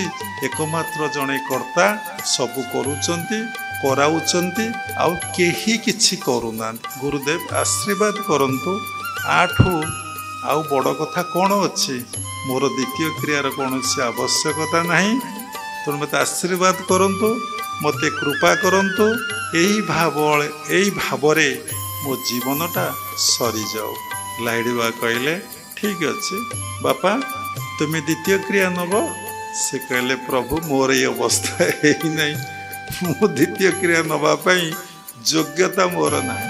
ଏ କଥା କହିବାର ଉଦ୍ଦେଶ୍ୟ ଦେଖନ୍ତୁ, ଯିଏ ଜନ୍ମାନ୍ତର ସାଧନା କରି କରି କରି କରି କରି କରି ଆସିଛି, ତା ଭିତରେ ସେଇ ସଂସ୍କାର ଗୁଡ଼ିକ ସଞ୍ଚିତ ହିଁ ଅଛି। ସେଇ ବୃତ୍ତି ତା ଭିତରେ କ୍ରିୟା କରିବ, ଜନ୍ମ ହଉ ହଉ କ୍ରିୟା କରିବ। ତାକୁ କେହି ଶିଖେଇବାକୁ ପଡ଼ିବନି, ତାକୁ କେହି କହିବାକୁ ପଡ଼ିବନି, ତାକୁ କେହି କିଛି କରିବ। ଗୁରୁ ହେଉଛନ୍ତି ନାମକୁ ମାତ୍ର। ଗୁରୁ give me indication but you are to culture. ଗୋଟେ ଛୋଟ ଏକ୍ଜାମ୍ପଲ୍ ଦେବା। ଗୋଟେ ପିଲାର ପାଠ ହେଉନାହିଁ, ତାକୁ କୌଣସି ଶିକ୍ଷକ ତାକୁ ପାଠ ପଢ଼େଇ ଦେଇପାରିବେ? କୌଣସି ଶିକ୍ଷକ ଏଠି ବସିଛନ୍ତି, କେହି ତାକୁ ପାଠ ପଢ଼େଇ ଦେଇପାରିବେ ନା। ତାର ଯଦି ମେମୋରି ପାୱାର ସେ ନେଇକି ଆସିନାହିଁ, ତାର ମନେ ରହୁନାହିଁ, ତାକୁ ବିଜ୍ଞାନ କାହାର ମେମୋରି ପାୱାରକୁ ବଢ଼େଇବାର ଇଞ୍ଜେକ୍ସନ୍ ଟାବଲେଟ୍ ବାହାର କରିଛି, କେଉଁ ମେଡ଼ିସିନ୍ ବାହାରିଛି। କିନ୍ତୁ ଆଧ୍ୟାତ୍ମ ଜଗତରେ ପାଠ ଅଛି, ଲୋକର ସ୍ମରଣ ଶକ୍ତିକୁ ବଢ଼େଇ ଦେଇ ହେବ। ତା ହିଁ ସିକ୍ରେଟ୍, ତା ହିଁ ଗୁରୁମୁଖୀ। ଦେଖନ୍ତୁ, ଅନେକ ମୂର୍ଖ, ଅନେକ ମୂର୍ଖ କହିଲେ ହେବ, ଯେଉଁମାନେ ସ୍କୁଲର ଆଉ ଶିକ୍ଷାଗତ ଯୋଗ୍ୟତା ନାହିଁ, ସେମାନେ ବିଶ୍ୱ ପୂଜିତ ହୋଇଛନ୍ତି। ଗୋଟେ ଛୋଟିଆ କଥା ଦେଖନ୍ତୁ, ସତ୍ୟସାଇ ବାବା ଅଷ୍ଟମ ଯାଏଁ ପାଠ ପଢ଼ିଥିଲେ, ସାରା ୱାର୍ଲଡର ଲୋକ ତାଙ୍କ ପାଖକୁ ଆସୁଥିଲେ। ରମଣ ମହର୍ଷି ସପ୍ତମ ଯାଏଁ ପାଠ ପଢ଼ିଥିଲେ। କ୍ରିୟାଯୋଗର ଯୋଗାନନ୍ଦ, ଯେ ୱାର୍ଲଡ ଫେମସ୍ କ୍ରିୟାଯୋଗୀ, ତାଙ୍କୁ ଦର୍ଶନ କରିବାକୁ, ପ୍ରଣାମ କରିବାକୁ ଯାଇଥିଲେ। ସେ ପାଠ ପଢ଼ିନଥିଲେ, ତାମିଲ ଲୋକ, କେବଳ ତାମିଲ ଭାଷାରେ କଥା କହୁଥିଲେ। ଟ୍ରାନ୍ସଲେଟ୍ କରିବାକୁ ଲୋକ ଥିଲେ, ସେ ତାମିଲ ଭାଷାରେ କହୁଥିଲେ। ତାଙ୍କୁ ଯେଉଁ ଲୋକ ପ୍ରଶ୍ନ ପଚାରୁଥିଲେ ଇଂଲିଶ କି ହିନ୍ଦୀ ଲାଙ୍ଗୁଏଜରେ, ସେ ତାଙ୍କୁ ରମଣ ମହର୍ଷିକି ବୁଝେଇ ଦେଉଥିଲେ, ମହର୍ଷି ତାଙ୍କୁ ବୁଝେଇ ଦେଉଥିଲେ। ଦେଖନ୍ତୁ, କେମିତି ତୁଳସୀ ଦାସ କେତେ ପାଠ ପଢ଼ିଥିଲେ, ସୁନ୍ଦର ରାମଚରିତ ମାନସ ଆଉ ହନୁମାନ ଚାଳିଶାକୁ କେମିତି ସେ ଲେଖିଦେଲେ। ଦେଖନ୍ତୁ, ଜଗନ୍ନାଥ ଦାସ କେତେ ପାଠ ପଢ଼ିଥିଲେ, ଯେଉଁ ସୁନ୍ଦର ଭାବରେ ଭାଗବତକୁ ଓଡ଼ିଆ ଅନୁବାଦ କରିଛନ୍ତି ନବାକ୍ଷରରେ, ସାରା ୱାର୍ଲଡରେ ସେ ଚହଳ ପକାଇଛି। ଆଉ ଜଣେ ବ୍ୟକ୍ତି ଏପର୍ଯ୍ୟନ୍ତ କେହି ଜନ୍ମଗ୍ରହଣ କରିନାହାନ୍ତି ଏଇଭଳି ଭାଗବତ ରଚନା କରିବା ପାଇଁ। କେହି ୱାର୍ଲଡରେ ଏପର୍ଯ୍ୟନ୍ତ ଜନ୍ମଗ୍ରହଣ କରିନି। ସେ କେଉଁ ଯାଏଁ ପାଠ ପଢ଼ିଥିଲେ? ତେଣୁ ଅଛି, ମୁକଂ କରୋତି ବାଚାଳଂ ପଙ୍ଗୁ ଲଙ୍ଘୟତି ଗିରି ଯତ୍କୃପା ତମଃ ବନ୍ଦେ ପରମାନନ୍ଦ ମାଧବ। ଭଗବାନ ଯାକୁ କୃପା କରିବେ, ଭଗବାନ ଯାକୁ ଦୟା କରିବେ, ପଙ୍ଗୁଟେ ମଧ୍ୟ ସମୁଦ୍ର ଅତିକ୍ରମ କରିଯିବ, ମୂର୍ଖଟେ ମଧ୍ୟ ବେଦ ବେଦାନ୍ତକୁ କହିପାରିବ। ଅନେକ କଥା ଅଛି। ଆପଣ ଦେଖିଥିବେ, ସନ୍ଥ ଜ୍ଞାନଦେବଙ୍କ ଜୀବନୀ ପଢ଼ିଥିବେ, ଅଚ୍ୟୁତାନନ୍ଦଙ୍କ ଜୀବନୀ ପଢ଼ିଥିବେ। ଯେଉଁମାନେ ଭଗବାନଙ୍କର ନିକଟରେ ଶରଣ ପଶିବେ, ଭଗବାନଙ୍କୁ ଭଲ ପାଇବେ, ଭଗବାନ ପାଇଁ ନିଜ ଜୀବନଟା ଉତ୍ସର୍ଗୀକୃତ କରିଦେବେ, ଭଗବାନ ତାଙ୍କ ପାଇଁ ସବୁ କିଛି କରିଦେବେ। ସେ ମୂର୍ଖ ହୋଇ ପାଠ ନ ପଢ଼ି ସବୁ ଜ୍ଞାନର ଅଧିକାରୀ ହେବେ ଏବଂ ଯେପର୍ଯ୍ୟନ୍ତ ଚନ୍ଦ୍ର ସୂର୍ଯ୍ୟ ଅଛନ୍ତି ସେ ପର୍ଯ୍ୟନ୍ତ ସେ ଅମର ରହିବେ। ତେଣୁ ସାଧନା କରନ୍ତୁ, ସାଧନା ଉପରେ ଇମ୍ପୋର୍ଟାନ୍ସ ଦିଅନ୍ତୁ। ଆଜି ଜଣେ ସାଧିକା ଆମ ପାଖକୁ ଆସିଥିଲେ, ସେ ରାଉରକେଲାରେ ରହୁଛନ୍ତି, ଆମକୁ ଅପେକ୍ଷା କରିଥିଲେ। ଆମେ ଆସିଲୁ, ସାଧନା ଶିଖେଇଲୁ। ସେ ଦୀକ୍ଷା ନେଇଥିଲେ, ଟେକ୍ନିକ୍ ତାଙ୍କୁ ଶିଖେଇଲୁ। ସେ ପଚାରିଲେ, ମୁଁ କେତେ ସମୟ ଧ୍ୟାନ କରିବି?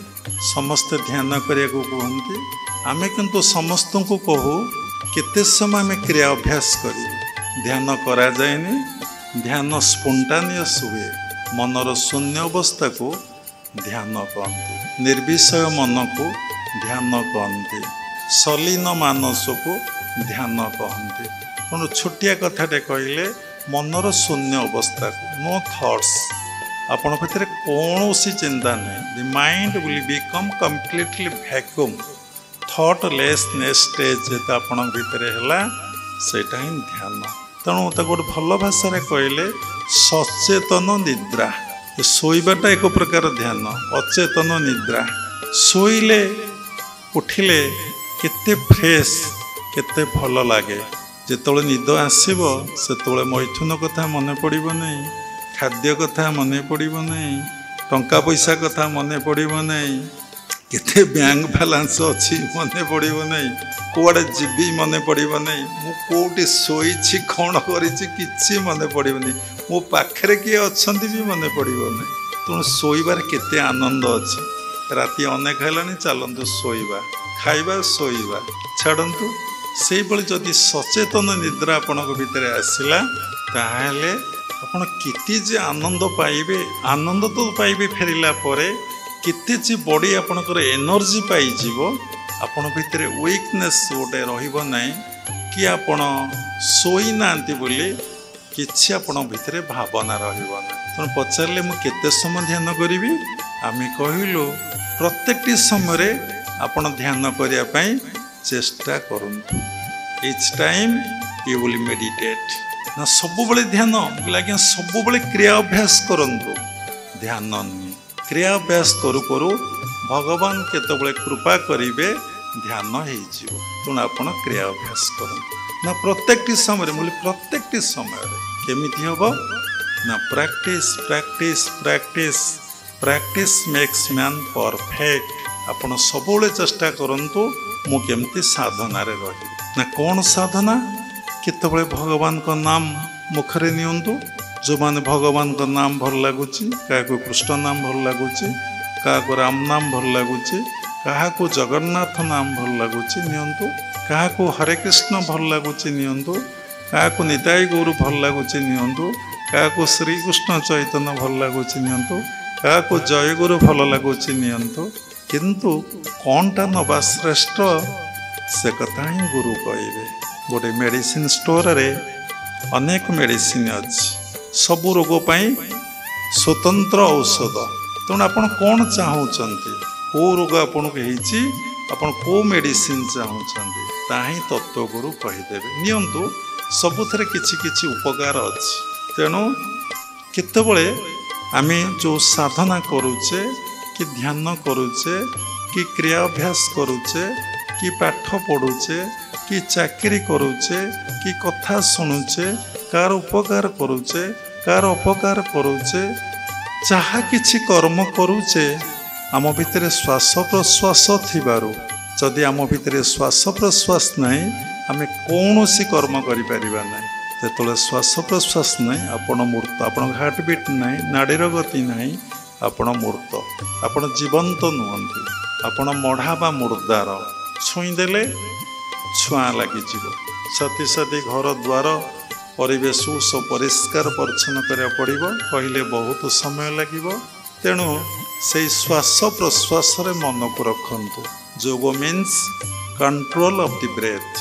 तेणु सब श्वास प्रश्वास मन को रखु जहाँ द्वारा आपण समस्त काम करिपारुचंती ता पाखरे मन को रखु कहले व्याख्या कले बहुत समय लगे आपण मैंने जानी गोटे छोट छुआटे जन्म है कांधे पिलाटे जन्म हेले जदि न कांदिला पूरा पड़ी रहा देखले ता भीतर श्वास प्रश्वास नहीं मूर्त समस्त भीतर दुख कांद आसीज पिलाटा जदि कांदिकी हसिला तार ब्रेथ चलुची और समस्त को आनंद दब तेणु आम ब्रेथ पाई कांदिले ब्रेथ पाई हसिले किंतु एक कथा को बुझेले बहुत समय जीव साइंटिफिक किंतु आमर एक कथा मने ना तेणु से श्वास प्रश्वास पाखे मन रखु ताकू हंस साधना कह जाए से बसिकी गोटे ब्रह्म मंत्र भजन होची ताकू शुणु बहुत समय श्वास प्रश्वास बहुदिन मन रखिले आपण शुणिपारे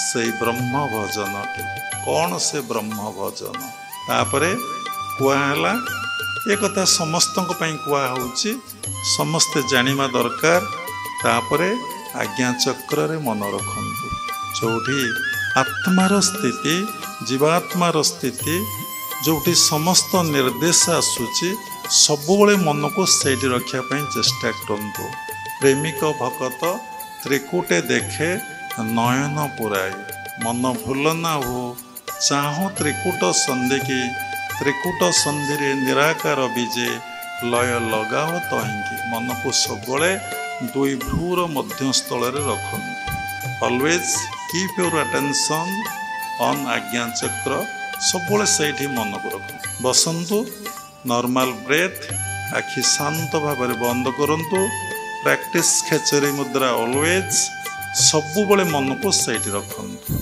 सेठी रखिले जदि आपण मन सेठी स्थित हो जाए स्थिर हो जाए आपण अनेक सिद्धि विभूतिर अधिकारी हेबे समस्तंकर मनर कथा जानि परिबे आपण भितरे जो संकल्प उठिबो ता परम पिता परम ब्रह्म पूर्ण करिवे असाधारण मेमोरी शक्तिर अधिकारी हेबे जहाँ जो मांकर पिलापिली होउनांती जदि सेठी माइंड को कॉन्सेंट्रेट करिवे तंग निश्चिंत भावरे पिला संतान रहिबो निश्चिंत भावरे एवं सब किछि आपनकर थार्ड आई तृतीय नयन खोली जीवो आपण निजको चिन्हि परिबे निजको जानि परिबे अलुआ लोक चिन्हि परिबे जानि परिबे सब किछि बैलेंस माइंड रहिबो इनबालांस माइंड आपण रहिबो नै आपण जोटी आखि पड़िबो आपण सेठी आत्मदर्शन करिवे कहिलु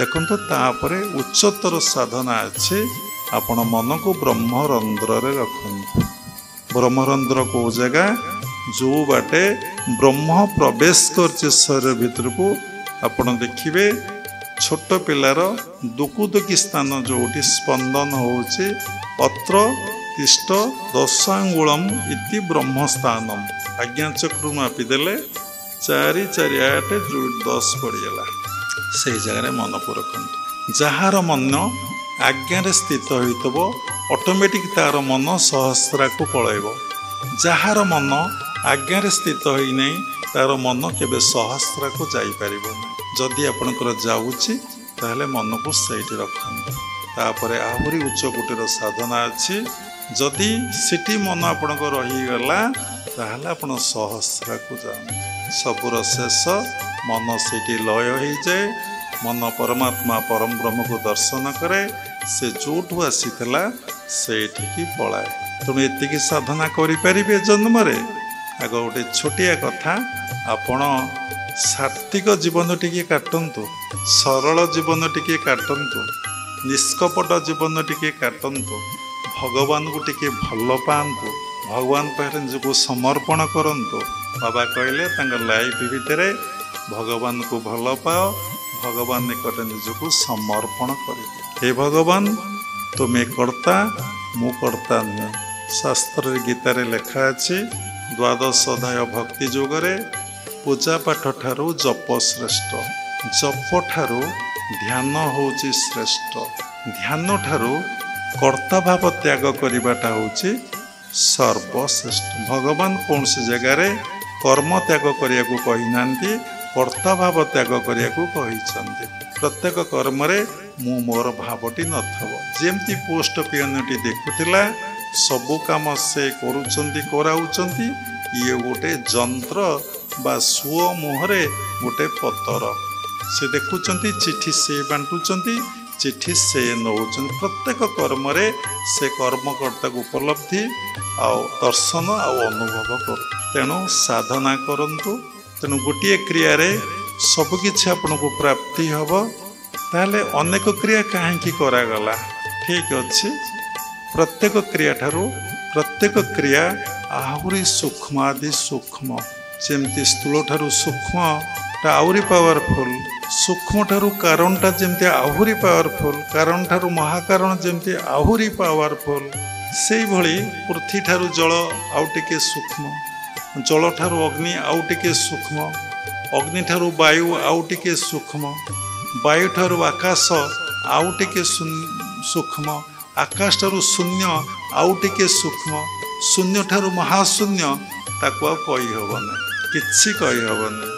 से भली अच्छी समय हेले गुरु डाकिकी देवे सिना से भगवान को दर्शन करुले, अनुभव करुले। सी गोटे अवस्था भगवान को सहित कम्प्लीटली मर्ज कर जिबा, लीन कही अनेक गुड़ी उच्चांग टेक्निक हायर क्रियार आवश्यकता रही। यही जन्मटा को एतिकी हो प्रत्येक कर्म कर्म कथा को निज भितर देख, सबुरी भितर देख, समस्त को भल पाओ। सबुरी भितर कहीं भल पाइब ना, सबुरी भितर मो प्रभु मला लोक कि केबे भल पाई घरे रखी। तेणु जीवंत अर्थ सबुरी भितर मो भगवान। केतबळे आपण स्थूल को देखंतु नहीं, सबुळे सूक्ष्म को देखंतु। सबुरी भितर किए क्रिया करुची देखंतु। जेमती फैन घुरुची, लाइट जलुची, ता भितर करेन्ट अच्छी बोली। जदि करेन्ट न रहिबो, फैन रो मूल्य नहीं, बॉल रो मूल्य नहीं। जदि आम भितर आत्मार स्थिति नहीं, ये शरीर होची मढ़ा। छुईबे नहीं तोते बोलिबे मढ़ा, छखंडी काठब तो पाई लोड़ा। छार देह को मन करिचु सज, छंद कपट तेजिन गोविंद भज। तेणु बहुत कथा बहुत समय अतिबाहित है। तेणु आमे अल्प शुणिमा आउ ताको जीवन रे प्रैक्टिस करवाटा होची बहुत बड़ कथा। निजको बुझिया को जानिया को हेले एते ज्ञानर आवश्यकता नहीं। निज भितरे भगवान से सब करूचंती कराउचंती, और सबुरी भितरे भगवान से सब करूचंती कराउचंती। जेमती पोस्ट पिएनटी लाइडी बांगर शिष्य अनुभव करि पारुथला, एई जन्म रे हमें सही अवस्था को जाई जीवन निर्वाह करिबा। गुरु आ भगवान कृपा कले आमे कोठी रहिबा, कोठी की जीवा, कौन करिबा से कथा सी जानती। से निश्चिंत भाव तांको पाखको नहीं जिबे। सर्वदा में मन रखिबा, हे भगवान मु तुमर तुमे मोर। हे भगवान मु तुमर तुमे मोर। तुम बिना मोर आ केही नाहांती। सबुरी भितरे भगवान। मन प्रश्न उठिबो, कौन हैला मु संसार रे अछि, मो बापा नहीं, मो माँ नहीं, मो स्त्री नहीं, मो पुओ नहीं, मो झियो नहीं। ये बाबा कौन पागल हो जाइछंती? हाँ, डीपली देखंतु साधु संतंकर बाणी। सबुरी भितर किए, सबुरी भितर किए? यदि पुओ भितर भगवान पलांती, झियो भितर पलांती, बाप भितर पलांती, माँ भितर पलांती, एवं आपण पशुपक्षी भितर भी पलांती। आपण तांको केबे श्रद्धा करी रखिबे, खाया को देबे, तांको पाई सब प्रकार औषध पानी रो व्यवस्था बंदोबस्त करिवे। मुर्दार पाई सब पाई रियली का पाई करुथले? सब किछि करुथले भगवान को पाई, किंतु बुझी पारन काहेकि ना साधना ना। साधना कले ये बोध स्पोंटानियस आसी, केही कहिया को पड़िबो नै। जदि आपण सुनिके अभ्यास करिवे, चिंतन करिवे, जदि का भितर का कथारे कन्भिन्स आश्रमवासी जीवे, गेरुआ पिंधि पकेबे, दाढ़ी बाल छाड़देवे, पुणी सिचुएसन हेले गोटे मुहूर्त के घर को फेरी आसवे। धान गोटी गोटी, खई गोटी गोटी, बाछु बाछु राति पाहिला, बो को कहब हड़ा न बिकिब, बष्टम पण मन होइला। बाबाजी पाक रात गले। आजिकल बाबाजी मैंने सेमती करूना, गरम हो एसी लगा केते प्रकार खाद्य पानीय आयोजन। आकाले गुरुकुल आश्रम जड़े पिला बाबा झील पाक गला। गुरुदेव देखिले आश्रम किछि नाई, माने खई धान अच्छी, खई चल धान जो धान धान रे किछि खई मिसी। आगे तो आलुओ नथिला ना, डिबी लगाउतले, पुनाग तेल एसबू जालुले। बाबा तांको देदेले कौन बाछिया को खई बाछिकी खा कौन। गाँव जन लोक जाइला, अरे तू कौन एठिक आईचु ना? वैराग्य आसी, वितुष्णा आसी, मु बाबाजी हवापाई पलि आसी। ବୋଉ को कहब मु जा भूल करछि आउ भूल करिबि नहीं। धान गोटी गोटी खई गोटी गोटी बाछु बाछु राति पाइला बोऊ को कहब हड़ा न बिकिब मु जो चाष करदेली हड़ा बलदरे बष्टम गुण नईला। तेणु जदि आज रातिर सत्संग पर खाया गंध दि जाए जो 20 जन बसी आउ आस। तेणु ध्यान करंतु meditation will give you everything. तेणु ईश्वर पर आमर विश्वास नहीं, ईश्वर पर आमर निर्भर नहीं, ईश्वर आम हृदय मनरे प्रीति भावटी ना। माने गोटे पद अच्छे भागवत रे से पदटी हूँ तोर भावे प्रीति जार नहीं से कहूँ जाणी मत पयर पदटी भूल हो जाऊँ। तेणु भगवान को प्रति आम हृदय रे भल पाइबाटा ना प्रीति अर्थ भल पाइबा तो भल पाइबाटा ना अच्छी। आम पुओ को आम ड्रेस पिंधे पुओ आम अलंकार करेचे झीपाई आमर अलंकार होइचे ठाकुर आम पुओ आम गोटे घर करेचे पुओ एसी लगेचे पुओ बैंक बैलेंस करेचे पुओ जमी बाड़ी प्रॉपर्टी सब रखीचे विल करदबा। आम भगवान कौन करेचे हृदय प्रीति नहीं जार से कि जानी मो प्रभु पयर से प्रभु पाद पद्म को जापर कौन आम समीक्षा करवा आम जीवन को आमर जहाँ प्रति प्रीति भल पाइबा अच्छी स्त्री प्रति अच्छी केते अलंकार किनी देचे केते शाड़ी किनी देचे ता नार भी जमबाड़ी कर पकाउचे पुओ नारे कर पकाउचे झुओ जहाँ को आम भल पाउचे जहाँ को आम प्रीति करुचे आम भगवान को आम केते भल पाइचे नकुली दाना चीनी आमर एते बासन एडे बासन 10 प्रकार प्रभुंर इति छोट पेटटीए इति से क्षुधातुर सी एति बड़ नकुली दाना एति टिके चीनी एति टिके गुड़े जीवन पुणी सी आमर मुख्य पाखे आम मुंडिया मारुचे एमती पोजिशन रखी आम जदि भगवान को भजन करवा ध्यान करवा तेल भगवान को आशीर्वाद कृपा में लाभ करिपरिबा।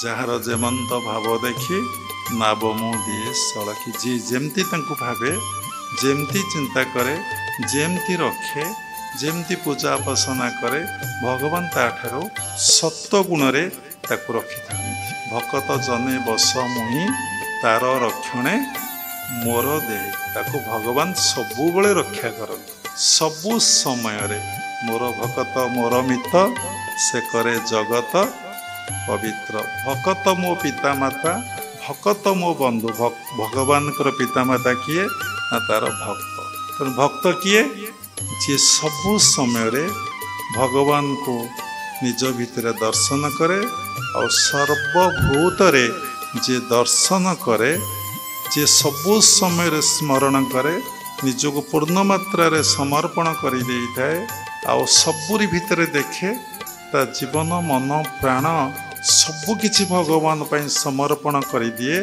से हूँ भक्त। आउ विशेष किछि कहबा नहीं आमे साधना करिबा सबु समय रे साधना करिया पय अभ्यास करंतु ए गोटिए कथा को मुखस्थ करंतु घोषंतु मु प्रत्येक समय रे केमती साधना रे रही आउ कौनसी कथा चिंता करंतु संसार जे कौनसी काम करंतु ता भीतर प्रभु पाखरे मन को रखंतु जेतेबेले संसार कर्मर अवसर नौचंती सेतेबेले संपूर्ण भावरे तांकरी चिंतारे तांकरी भावनारे तांकरी ध्यानरे निजको गोड़े दियंतु हजई दियंतु मजई दियंतु बास सबकिछि ठीक हो आसीबा सार्थक हब आ जीवा दरकार नहीं एठी रहिबे पूजा पाइबे।